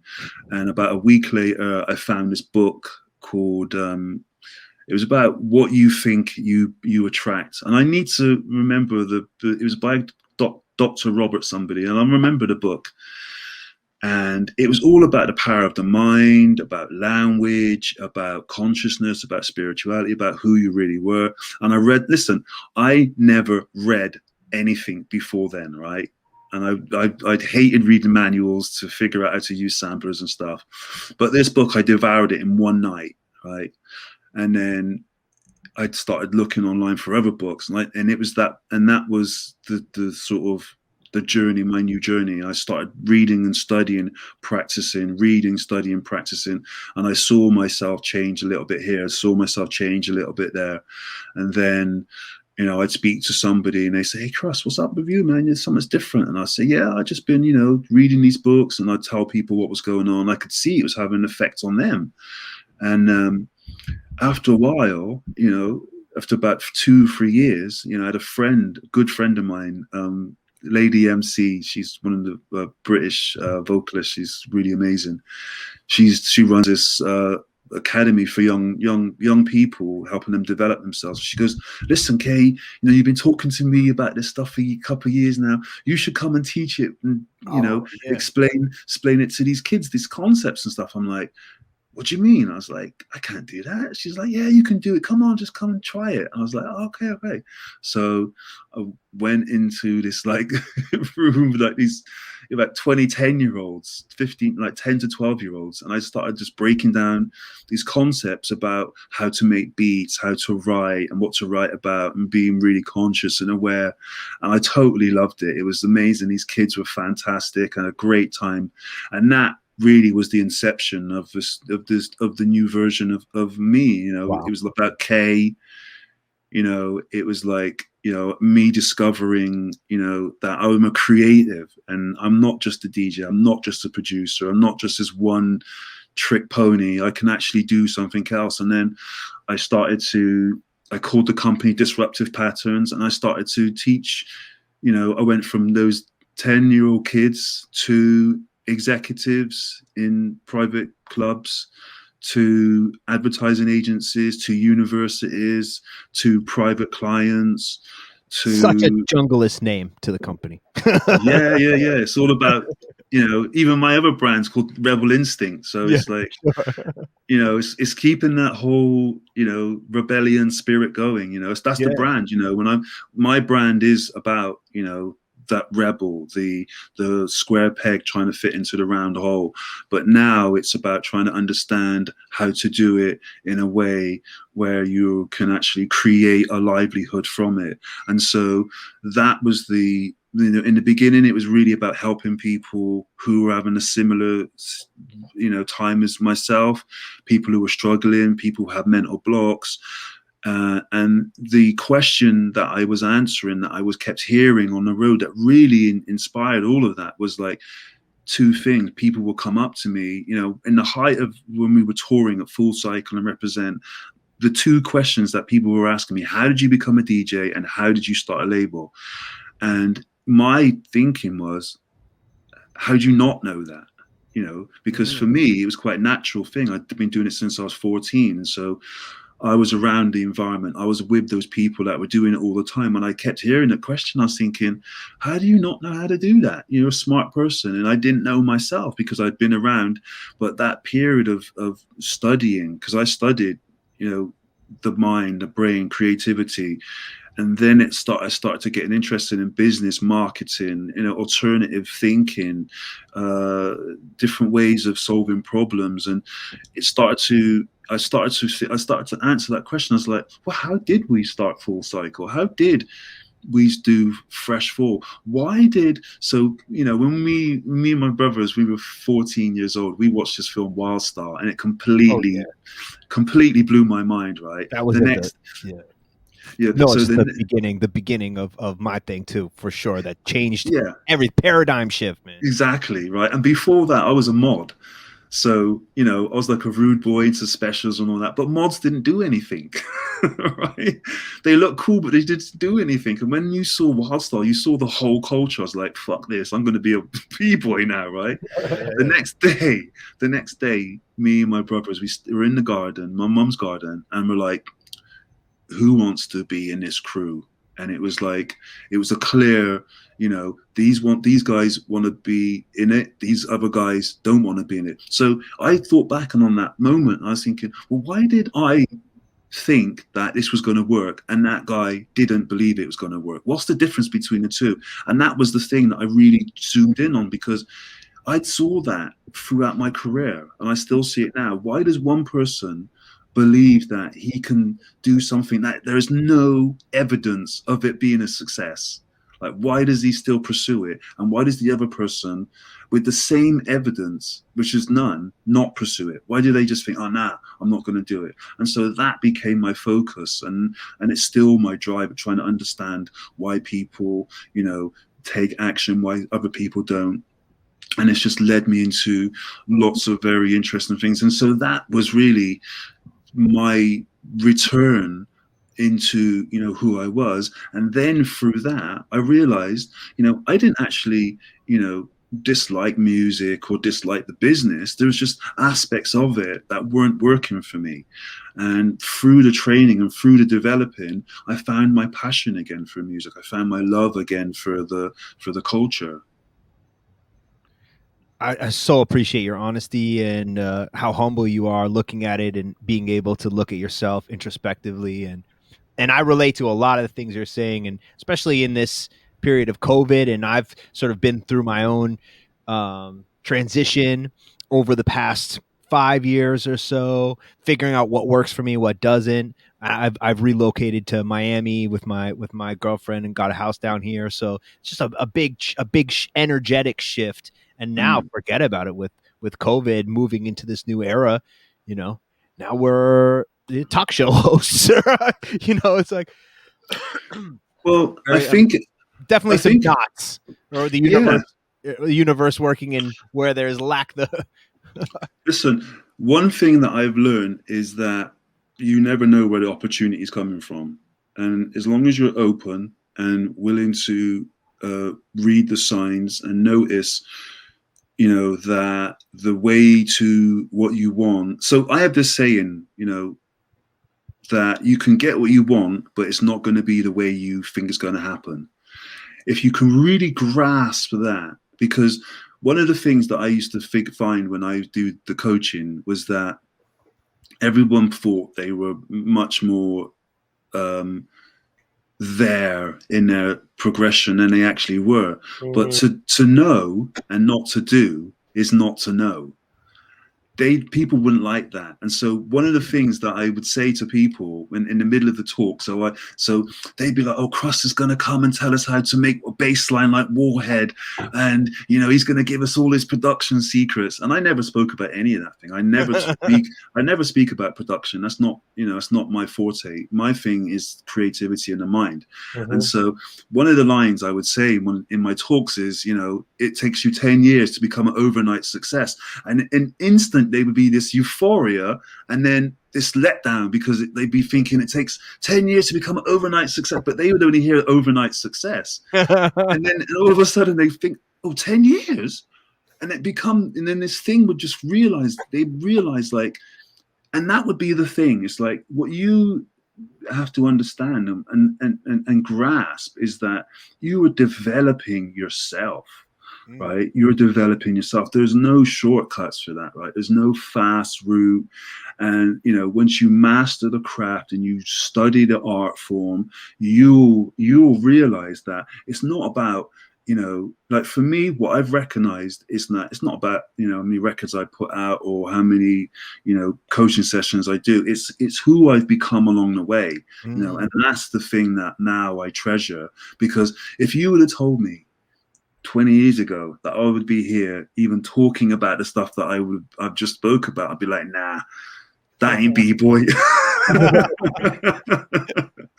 Right? But it's like what I've learned is that the culture and for where we are heading and how we need to progress always ain't gonna cut it. And this whole macho stuff, this boys don't cry, this, this lack of compassion, this, lack of empathy, that's what the problem is, And if we can just rise above it and let it be cool for people to ask for help, because it's not a weakness, it's actually a strength, right? And right. How are you gonna grow? How are you gonna grow unless what's lacking, or how can someone help you when they don't know that you need help? And this whole stuff where people don't want to be seen to be weak, it's like you're just robbing yourself of life, right? Because that's our most precious resource, and you want to stand in your corner and be cool.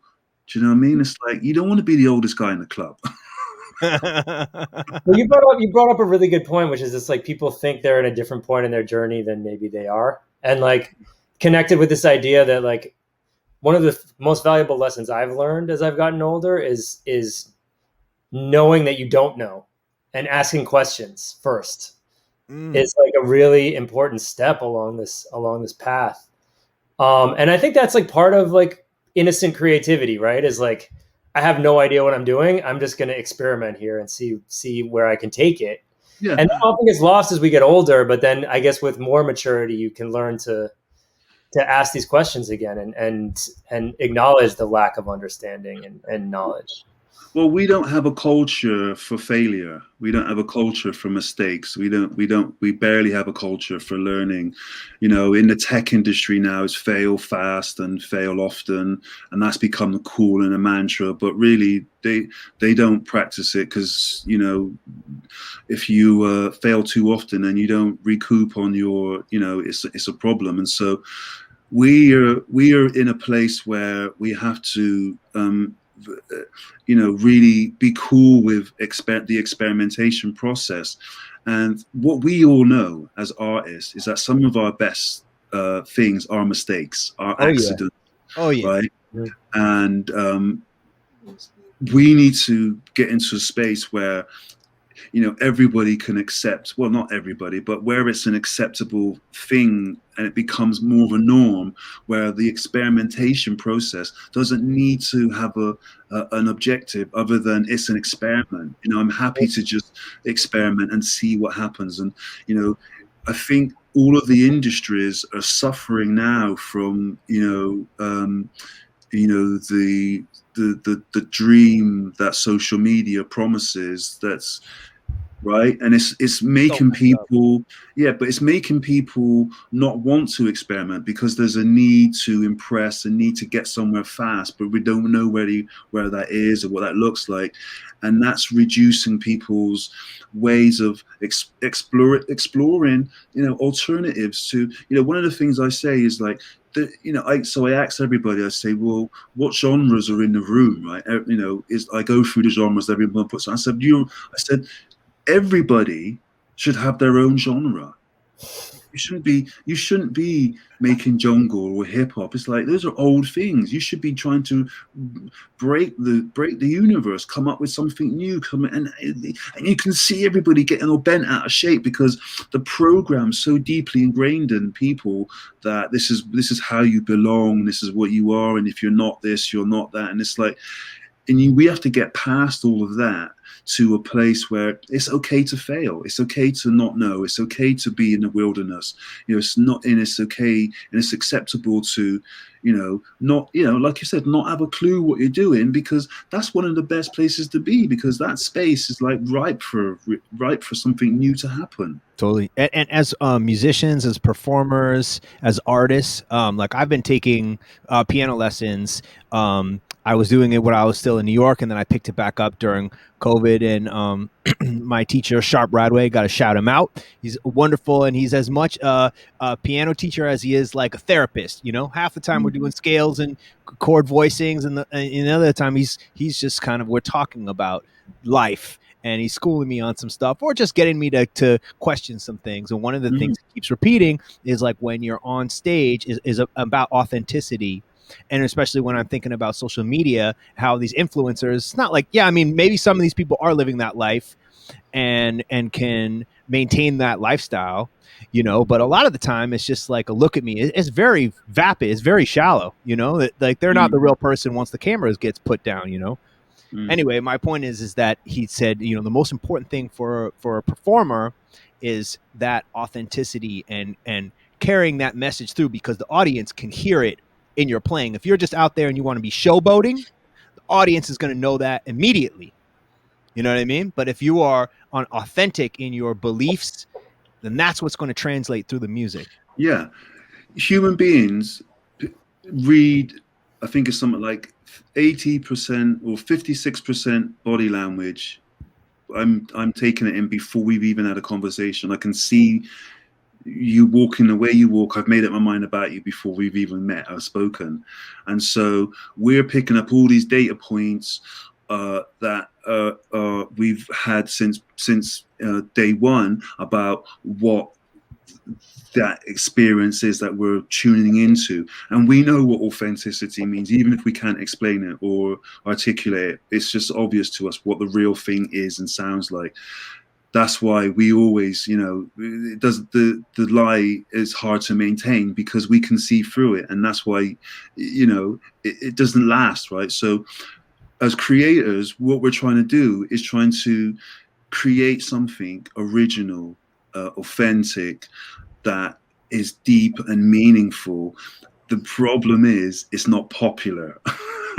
Well, I think like social media has complicated it even more because it's like it like shortens the process so much that like people are creating just to get a reaction rather than creating for a deeper exploration of their psyche or whatever it is that drives people to make music. So it cuts it off.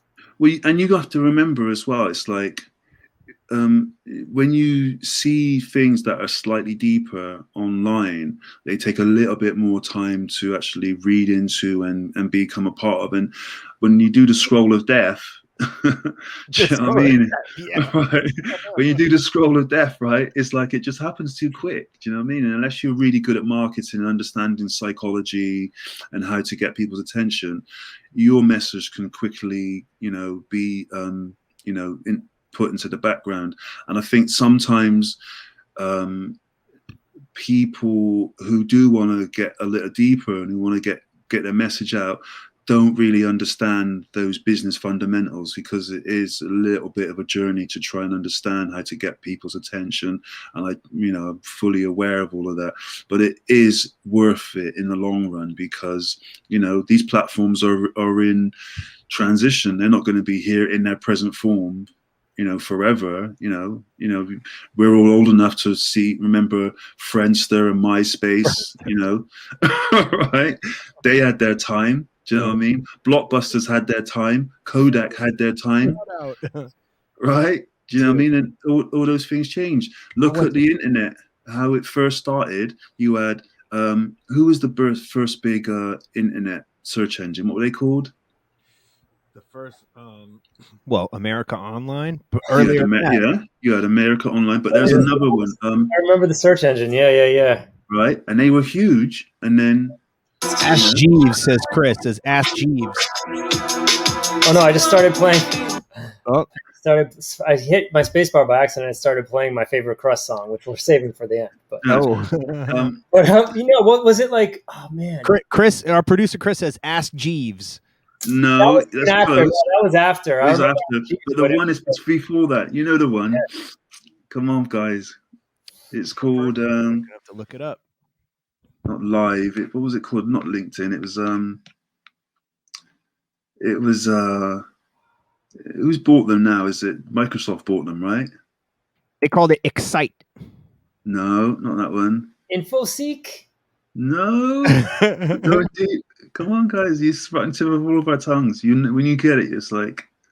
It says 1993, a company founded by some Stanford students named Excite released what was arguably the first search engine. And what was the name? This is like Yahoo was huge. Yahoo. Right? Yahoo was huge. That was it. It's Yahoo. Yeah. It's Yahoo. Oh, Yahoo. Right. So not like Google. and it's not become, the phrase like, Google it. Like Google it, right? Or Kleenex, or when we talk about fizzy drinks, get me a Coke, right? Totally. Right? It's the same thing. Yahoo it. You got to Yahoo it, dude. And I'll be like, Mom, I'm Googling it, okay? And then when you talk about Kodak, that Kodak was just like the term for any type of like instant camera or pictures back then. And so the way the future is moving and the Moore's law and the way that technology is changing, we're probably seeing the new upstarts who's going to take over Apple, who's going to take over Tesla, who's going to take over Amazon, who's going to take over Google. They're already there, already now. Technology is going to keep changing. You can't stop Yeah, it. It's going to accelerate. yeah. So these are the things that that we're going to be aware of. That's going to sort of drive this new way of thinking, drive this new economy. The question is, is Google, Facebook, Apple going to be able to just keep buying up the companies so they can maintain a monopoly on whatever social media develops into? A lot of influence. That's the question. Yeah, that's it's why, interesting. that's a whole other conversation to get into the capitalism, the money of all that, and how that can control so much of it. But we don't need to go there now. We're 2 hours in, and we haven't even talked about your new album yet, which I really wanted to touch on. So like you took this step away from music and you found a new path, in exploring your creativity and how to share that and inspire others with that. And how did you come back to music, and then how did you end up at this new album and this connection with Crosstown Rebels, which actually is a label that we released on early on in our career as well. So it's fun to be label mates. And not only that, but we had a Goldie sample on the track that we put out that Damien had cleared because of his relationships in the drum and bass community. Okay, cool. Yeah. It's gone full circle, guys. Yeah, we're gone full circle. I was kind of just messing around in the studio and just pushing beats, just pushing buttons, and just making beats, and just one thing led to another, and it was like I started to just get excited again about music and start to think about the possibilities. I was living in London at the time, and then I moved back to Bristol, and I bumped into Ronnie a few times, and we talked about starting at Full Cycle again, and we put out a couple of singles, and then we ended up going on the road for about a year, just touring Full Cycle and stuff. And in that time, I was like, right, I'm gonna get back in the studio. I was kind of like playing every night, for a year. It was just great, every weekend, for a year, and it was just great. I really enjoyed it. Enjoyed hanging out with Ronnie and Dynamite again, and it was just fun, and we were having a laugh, and it was just like, let me just make some stuff for Full Cycle. And it was like, I'll make a track. Then it was like, I'll make an EP. And I was like, well, if you make an EP, you might as well make an album, right? And I was like, okay, if I'm going to do that, then I need to get serious and start figuring out what it's going to be about, what am I going to talk about, what am I going to do, how am I going to do it. And that really was starting the process of like researching how I was going to do it, what equipment I was going to use, what was I going to talk about. And so the way I go about doing these things is like real deep dive. So for about a year, I just explored, loads of ideas, loads of concepts, loads of things around, what was going on in the world, what was going on in me, how I was growing, what I thought the future would be like. And then I listened to Coded Language, to Future Unknown, to Soul in Motion, to True Stories, Choose Consciousness, The Last Day, and I just put those tracks just on repeat on my iPod or on my phone. And I just listened to them continuously for about 8 or 9 months, and then I kept asking myself, like, if I was gonna jump off from these records, what would that sound like? Like, how would I approach it now? What would I do now? What would it sound like now? And I really looked at the technology, looked at synths, soft synths, samplers, just loads of equipment, and did loads of research about equipment. Looked at the 70s and a lot of the EQs and a lot of the emulators that was around and that are around, and just started to compile ideas, and then just started sketching out ideas, sketching out loops, sketching out basses, beats, whatever. And then just, building out the concept. So I have so when I'm in my studios, all the studios I've had, I'll have a wall and it'll be covered in, ideas pictures, images, just stuff, completely, saturate the wall with ideas that I can just go into the studio and just sit there and look at the wall for about, 10, 20 minutes and meditate and visualize and let this story, come through. And so the name of the album, The Edge of Everything, was on the wall in different spaces. The edge was over there, everything was over there. And, at pictures of like, army, chaos, love, hate, division, politics, just everything was on this wall. Family, history, and just really trying to understand like what is like the narrative that I'm approaching. How am I gonna, tell this story? And so, I'd be inspired to write names down. So I was looking at, like Hegel was that old philosopher. Like what was he really about? And so David Icke refers to that Hegelian philosophy with the problem, reaction, solution, right? And that was what he devised. And if you look at where we are now, this is what's been going on, is that they create a problem, we react to it, and then they miraculously find this solution, and everyone says yes, yes, yes. And that's what, and I just found that interesting, that system, how it's been, used. And so there was all these names that I started to, and ideas that started to come to me. I started to just put them on the wall. And then really is like sitting in the space and being committed to push myself to not just do my normal patterns. And so of course it starts like that. So I started on one, like I create like one page in Pro Tools, and then I just made like about 100 like 1632 bar loops, and then just kept going over and over them, expanding them out, and just kept on doing that until something sort of sprang out to me. And then I would go, right, let me work on that, put that there, and then just start working on that tune. And so it became all inside one project. So inside one project, one pass of like as many loops as you can handle, basically.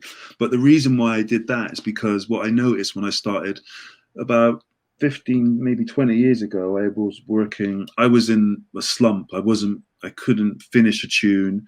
I wasn't being creative. I was just copying stuff that I'd done already, and there was nothing creative coming out. So I just put it to bed for a bit. And then my publishers said to me, do you want to do this library sampler? And I said, yeah, sure. What do I have to do? And he goes, well, you can make sounds and you can make songs. You can do anything you want. I goes, what do you mean? He goes, like, you can just make a sound. That could be. And I was like, it's such a weird practice. Weird. I was like, I don't have to finish a tune and you'll pay me. It was just like, and it was like the light bulb went off. And so 3 months of doing this process of just putting up one page and just making all these loops, I set the studio up. So it's really about, I'd have the Moog, I'd have the ARP, and I got ARP Selena and this Roland OR, the MPC, and my Roland V synth, and I just have the room set up with different pedals, everything going into, different pedals and stuff. So at any one time I could just go on a drum machine, quickly record a beat, then jump on the Moog and play a riff, then jump on the Selena and play a string. It just became this really exciting thing where I was just doing stuff and not thinking about why I was doing it. It didn't have to be for jungle.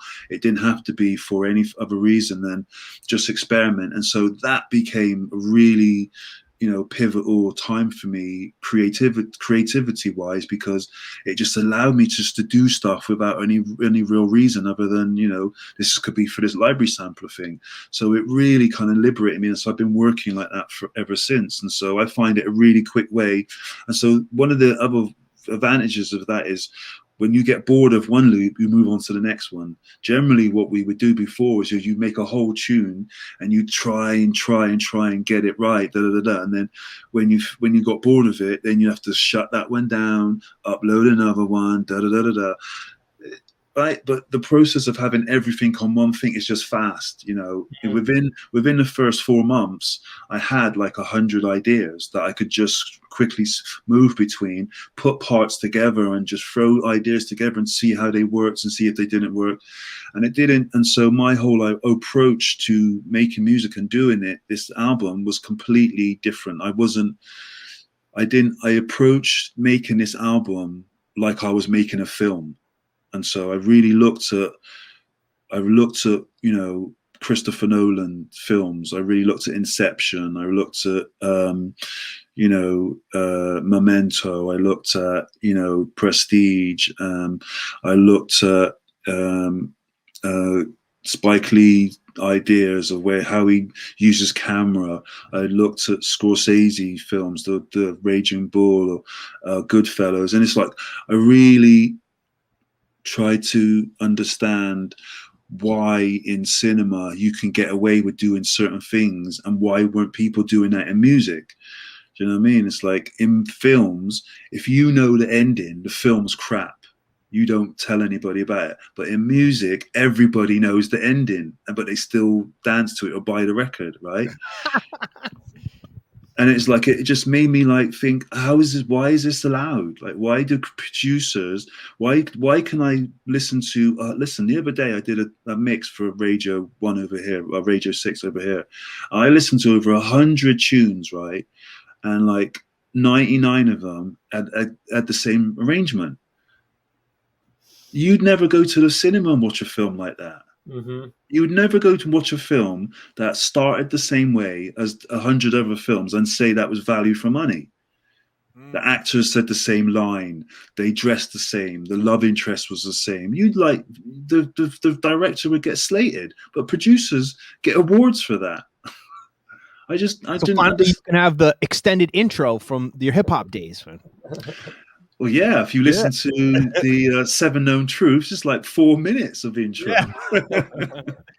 You know, but you know, I'm known for that, and I'm what I did this time was like I really tried to understand how to use that differently. And I was really pushing myself to understand, don't rely on your old tricks, your old tactics, because just because you're the only person doing it, your hardcore audience, they'll call you out on it. And that would be boring. That's not B-boy either. B-boys don't just copy, because that's not, you know, at my core, I still adopt those principles, you know, originality, authenticity, creativity, you know, and innovation, right? And so that was the core of it. So it was really about sitting in that space and just coming up with new solutions and new ideas. And the first 4 tunes came out quite quickly and quite easily. And then I just got stuck. I got stuck at 7 Known Truths. And that was a real project breaker. You know, it broke my balls. You know, I've really trying to like, you know, because it was easy to do the first 4 because they were really different tracks to do. But then the 5th one, I just copied one of the other ones that I did before. And I was like, well, no, you've just done that. You can't put that out. And then I did another one. I was like, well, that's like the other one you've done. I was like, oh, you know, and so it was like, okay, then how am I going to do it? And it was like a lot of long walks at 4 o'clock in the morning. You know, I just was out meditating. There was a park up around by me. So I would like, you know, be in the studio trying to figure it out. And I would just go 4 o'clock in the morning. I would just go and sit in the park and I could see the whole Bristol. I could see the moon. And I would just sit there and I would just try and just relax and meditate. And because I've been doing all this practice stuff, I would be able to just do these mental exercises just to, you know, because it's quite a big thing. And I was really anxious about making my first album for 15 years, 14 years. And so there was a lot of stress and anxiety there. But there was also, I felt, as a creator, I felt the need to really push the boundaries, to really push the barriers of what the genre could do. And, you know, as a pioneer and as someone who I want to be first. I want to be the first to do something. I want to be the first to push past and do something that surprises me. And if I don't do that, I'm not happy. That's my first thing. And so that was my drive. And I first couple of tracks, I'd done that. I'd surprised myself, but it wasn't coming. And so that was like the thing, like, how do I keep pushing? And so it eventually came to me, that I was looking in the wrong direction, and so I went back to my sketches, and I looked at my sketches, and I just I stopped thinking. I switched off. I completely, got into that moment of, just flow, creativity, and love for what I was doing. And two things happened. I put, the two things was there staring at me, and the blockage that I was having was that I was thinking too much, and it wasn't about thinking. It was about, what does it feel like? And so I put these two pieces together, and it felt completely alien to me. And I know when I feel that, it's right. And so, yeah, and that's what I was doing. I was trying to make sense of something that wasn't supposed to make sense. And so when I did those, I put these two parts together, and it was like, it's completely wrong, two wrong things doing the right thing. I knew I got it then, and that set me off for the rest of the album. Bam. So cool, man. So when did you finish this music? So the album I finished maybe the end of 2019, something like that, middle of 2019 it was finished. And then actually no, earlier than 2019, it's probably the beginning of 2019. And then Joker, Bristol producer, he mixed it, and that took quite a while because there's a lot of track counts that on every track. It's quite ridiculous, but needed. And then originally it was going to come out at the beginning of 2020, and then everything blew up, and then I had to put the brakes on it, and then I started to just seed it out. I was like, right, well, I'm not going to just wait for this thing to finish before I put it out. Let me just seed it out to people. So I gave it to Brian G, to Frost, to Doc Scott, to key people I really respected. And I said, look, guys, if you like it, please just comment on social for me. I wanted the fans to know it was real, because, I kept it a secret for so long. I didn't want to be the one to say it because it would be corny, right? But I wanted people who was respected in the game to listen to the album and to say something, and just to let the fans know that people have been hearing it and it's coming. And so in that process, Damien heard it. So I get an email out of the blue saying, Krust, man, we connected years ago. I said, yeah, I remember you. What's happening, bro? He's like, yeah, I'm really, hearing a lot about your album online. I want to hear it. Can I hear it? And I was like, yeah, sure, man. Not thinking anything of it really. So, I sent it to him, and then the next day he's like, hit me up like, can we talk? What's going on? And I'm like, yeah, sure. I was like, so we're just chatting, catching up and stuff. And then this is going on for about, a week or two. I mean, we're just chatting, catching up, but we're talking like every day about music. And he's asking me, and he keeps on asking me, what are you doing? And I'm not getting it. Right? He's like, what's going on with the music? What's happening? And I'm like, just thinking he's being just chatting and stuff. And, and then I goes, I don't know what I'm doing about putting it out and stuff. He goes, well, I'll put it out. And I was like, what? And he's like, yeah. I goes, I really like it, man. I was like, I'll put it out. And I was like, I just never really thought about it. Do you know what I mean? I was like, okay, yeah, I goes, do you know what? Let's talk. I'm open. And so the really interesting thing about it is that everything I wanted to do for the album, I wanted to do differently. I didn't want to put it out through a drum and bass label. I was going to initially do it myself.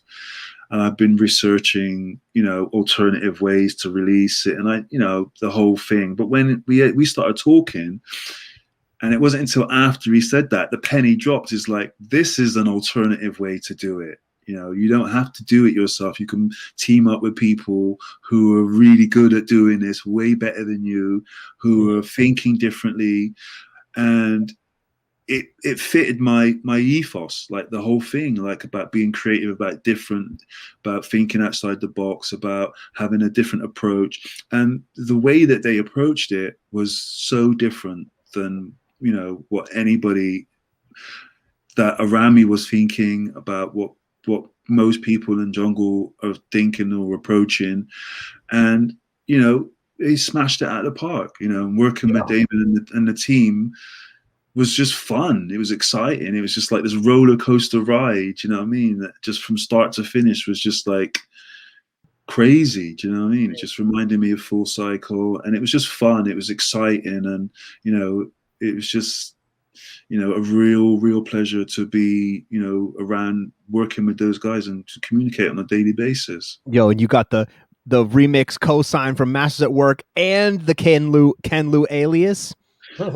Yeah, I mean, when he told me about the idea, it was like, get the out of there.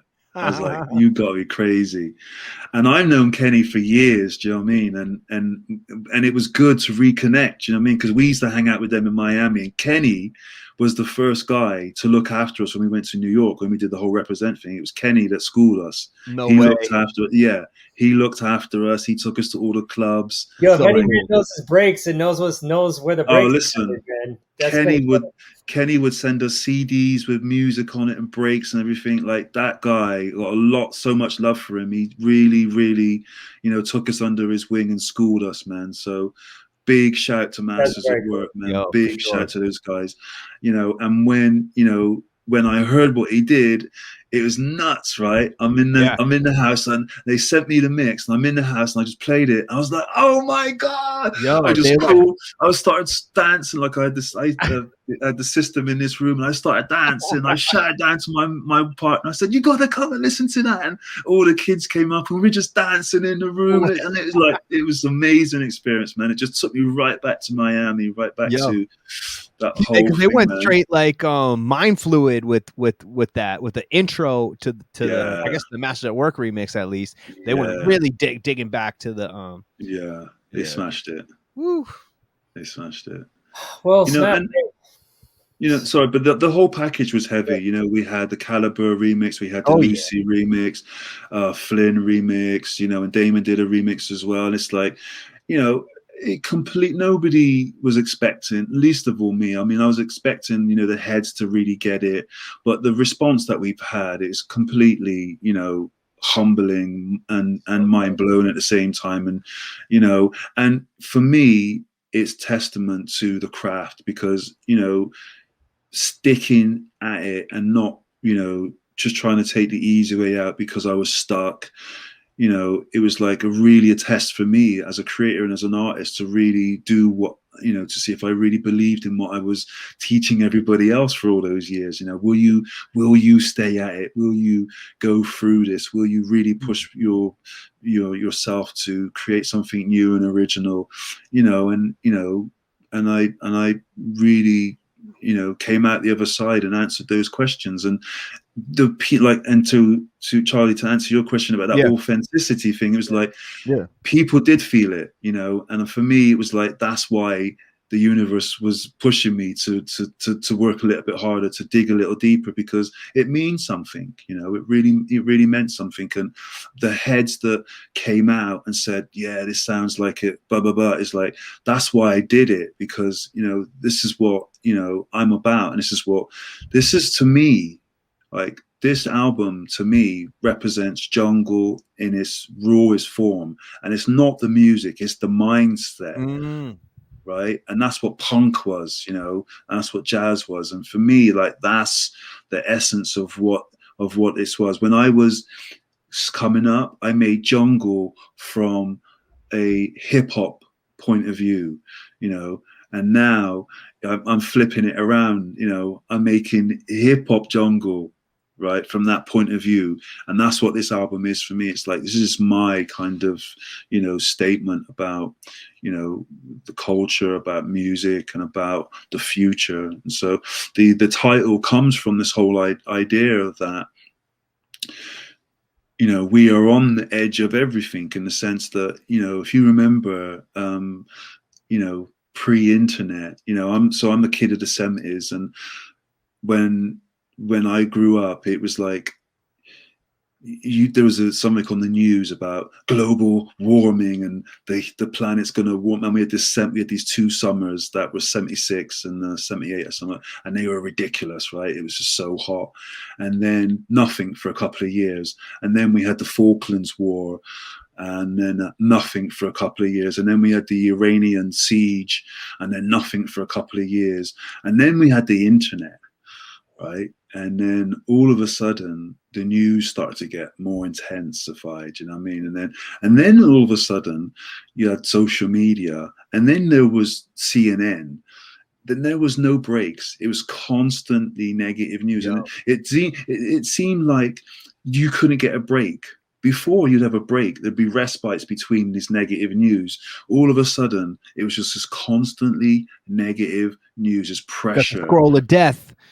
Right? Yeah. And so, you know, I look back and I started to analyze it. And so in England, we used to have this thing called the May Day March, right? So the 1st of May was always a bank holiday. There'll be these like anti-establishment protests that would go through London, right? I'd speak to some of my friends and say, do you remember that? And they go, no. I'm like, bro, you're the same age as me. How can you not remember these May Day marches that were about anti-establishment? And they'd be like, no, I don't remember. Most people don't. And I said, that's the point. Squashed it out. Right? That's what's happened. We've been pacified by credit. Right? We've all got new TVs, mortgages, nice trainers, right? Nice watches, laptops, and nobody is understanding the game, how it's being played out. And the 3-letter agencies are saying, yeah, well, now we got you, because nobody in their right mind would give their name, their picture, their best friends up, and then tell you, let them track you wherever you are.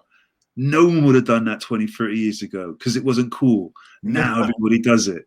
This is why the conspiracy theory, the 5G conspiracy theory about how, you know, COVID was created so they can put the vaccine in us, which will put a tracker in everybody so that you can be traced via 5G all the time.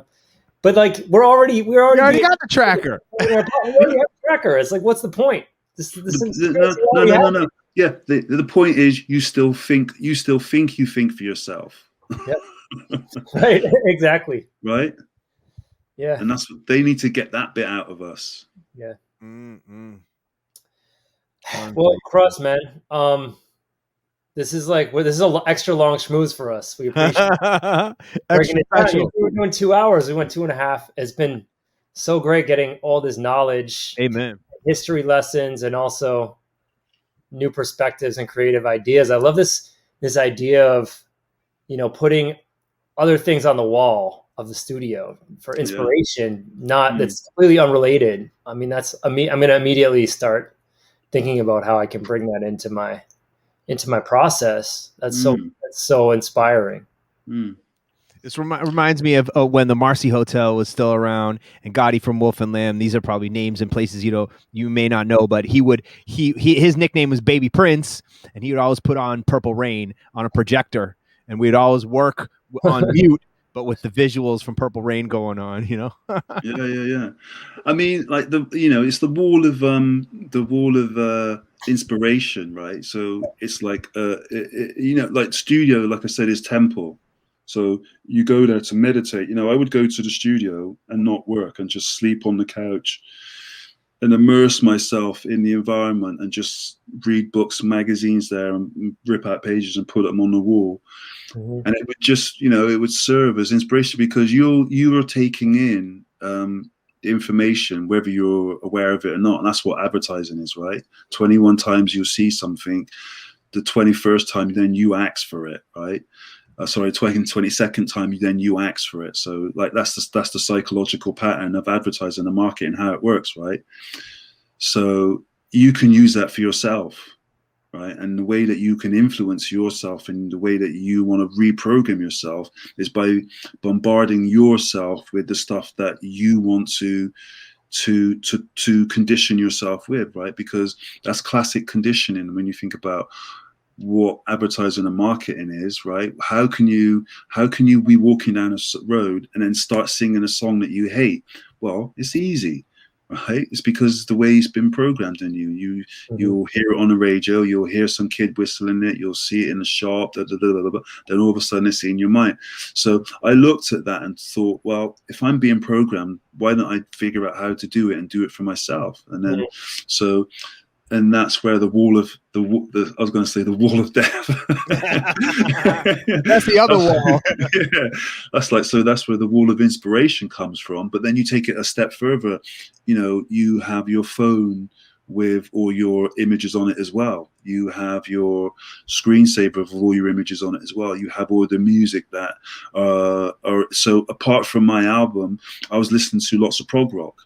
I was listening to lots of classical music. I was listening to a lot of Philip Glass, listening to a lot of soundtracks. And so that's going on all the time while I'm meditating on what I'm doing, while the wall. And so after a while, so here, the thing about it is, well, you have to use it with caution, because you end up, I would go home and I wouldn't be able to speak for like 24 hours because I'd be so deep in my zone. It takes like a little while. And I was doing 10-day weeks as well.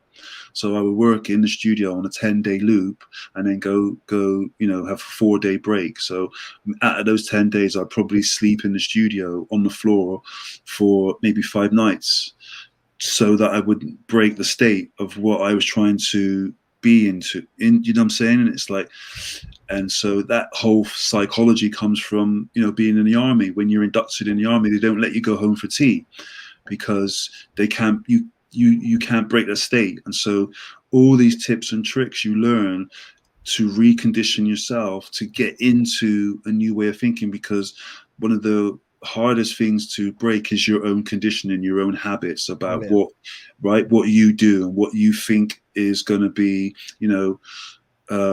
accepted. And you have to break all these things, because they're the traps, like they're the things that you do because you think it's like you have to get away from those all ideas. It's not about thinking what's going to be cool, what's going to work, or what people are like. It's like you have to get to a place where you're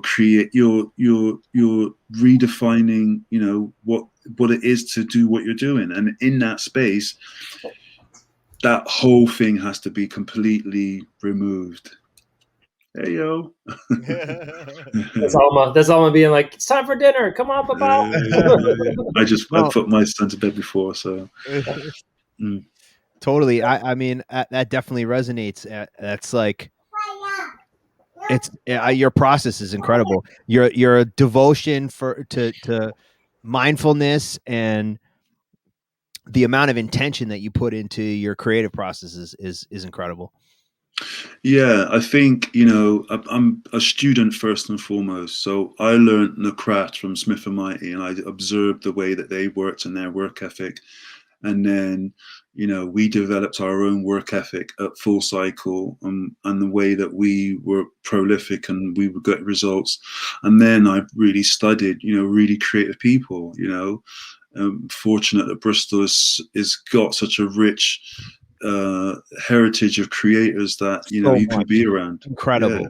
Really. You can be around. I gotta big up the homie from Bristol, but now he's in Rome, which is the graffiti writer Zenz. You know his stuff?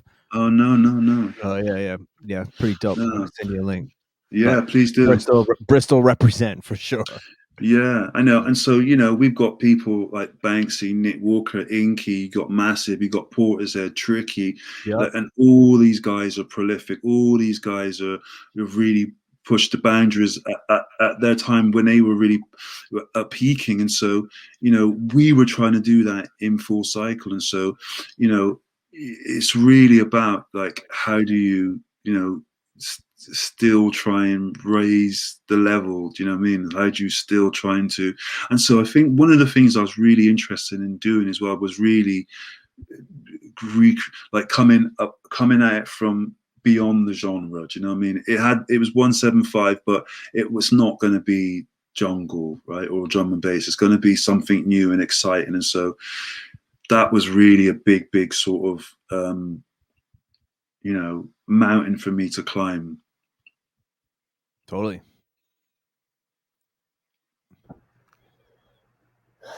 Yeah, it's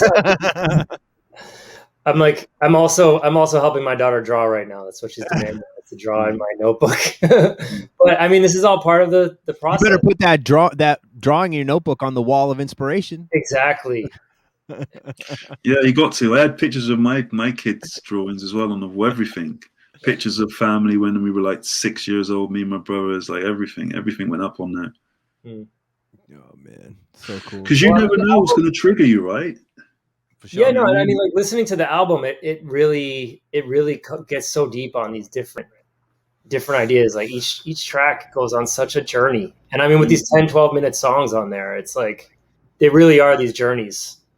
They're not like definitely not designed for like playing in the club, you know, almost, right? Like no, it's expressive music, it's emotive music. Yeah, and it's like, you know, if we go back to the idea of what a film is, it's like, you know, I want you to experience something. I want you to come along for the ride. I want you to, you know, invest an hour and a bit in this experience that's going to move you. And to do that, I need to take you on a journey. I need to, you know, use some cinematic tricks that, you know, that you're not aware that's actually happening, that draw you in and make you, you know, feel safe and comfortable, and then completely pull the rug from underneath your feet, you know. And so those are classic film ideas, you know, of drawing you in, you know. Oh, let's go down this dark alley, and don't worry about the scary music. That's when we started shouting at the screen. Yeah, it's like, you know it ain't gonna end well, right? So it's like, you know, it's like really trying to understand what gets people's attention, how to draw them in, how to tell stories, right? So a lot of it's really about, you know, how to place, you know, what to draw out, what to make, how to draw people in, how to surprise people, right? You know, and how to make people, you know, feel safe and unsuspecting, and then deliver something to them in a way that is satisfying, because the end result has to be satisfying. The end result has to deliver on this promise, you know, because it is entertainment. You know, it's not. It is, you know, philosophical, spiritual, but it also needs to be entertaining as well. You need to be able to bop your head to it. You need to want to jump up and dance, and you need to want to shout it as well and say, this doesn't make any sense at all. But that's what, right? That's what a good novel does, right? That's what a good film does. It pushes you beyond what your normal comfort level is, and then you come out of it, you know, either exhausted at the other end, like, oh my God, what was that about?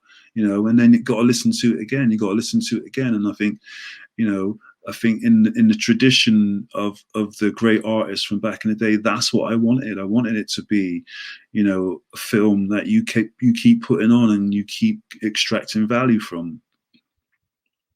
Man, well, so let's take away from this. Yeah, we're gonna end with our usually we do vinyl thoughts and we play a record to end it, but we gotta final thoughts and play Keter the Heavenly from the album. That's my favorite track. Cool. Yeah, thank you so much again for stopping in. Alma says bye. We're back next week. It's Black History Month, so we're gonna feature Black women in dance music next week on Schmoozing, and we're moving to Thursdays. Upgrade. Oh yeah. So yeah, hopefully see you all next week. Krust, let's stay in touch. I'm super excited to have more questions and for sure, man. Keep digging in on this creative journey with you. So thanks again. Respect. Cool, man. Cool. Absolutely. Take care, guys. Oh. All right, everybody. We'll see you next week here on the Schmooze. Didn't mean to cut him off. Yeah, that was awesome. Sorry, Krust. We're rating another legend too, Francois K. So after Heavenly, we're gonna send you over to Francois K. See what he's up to. All right, everybody. All right. Peace out. Peace.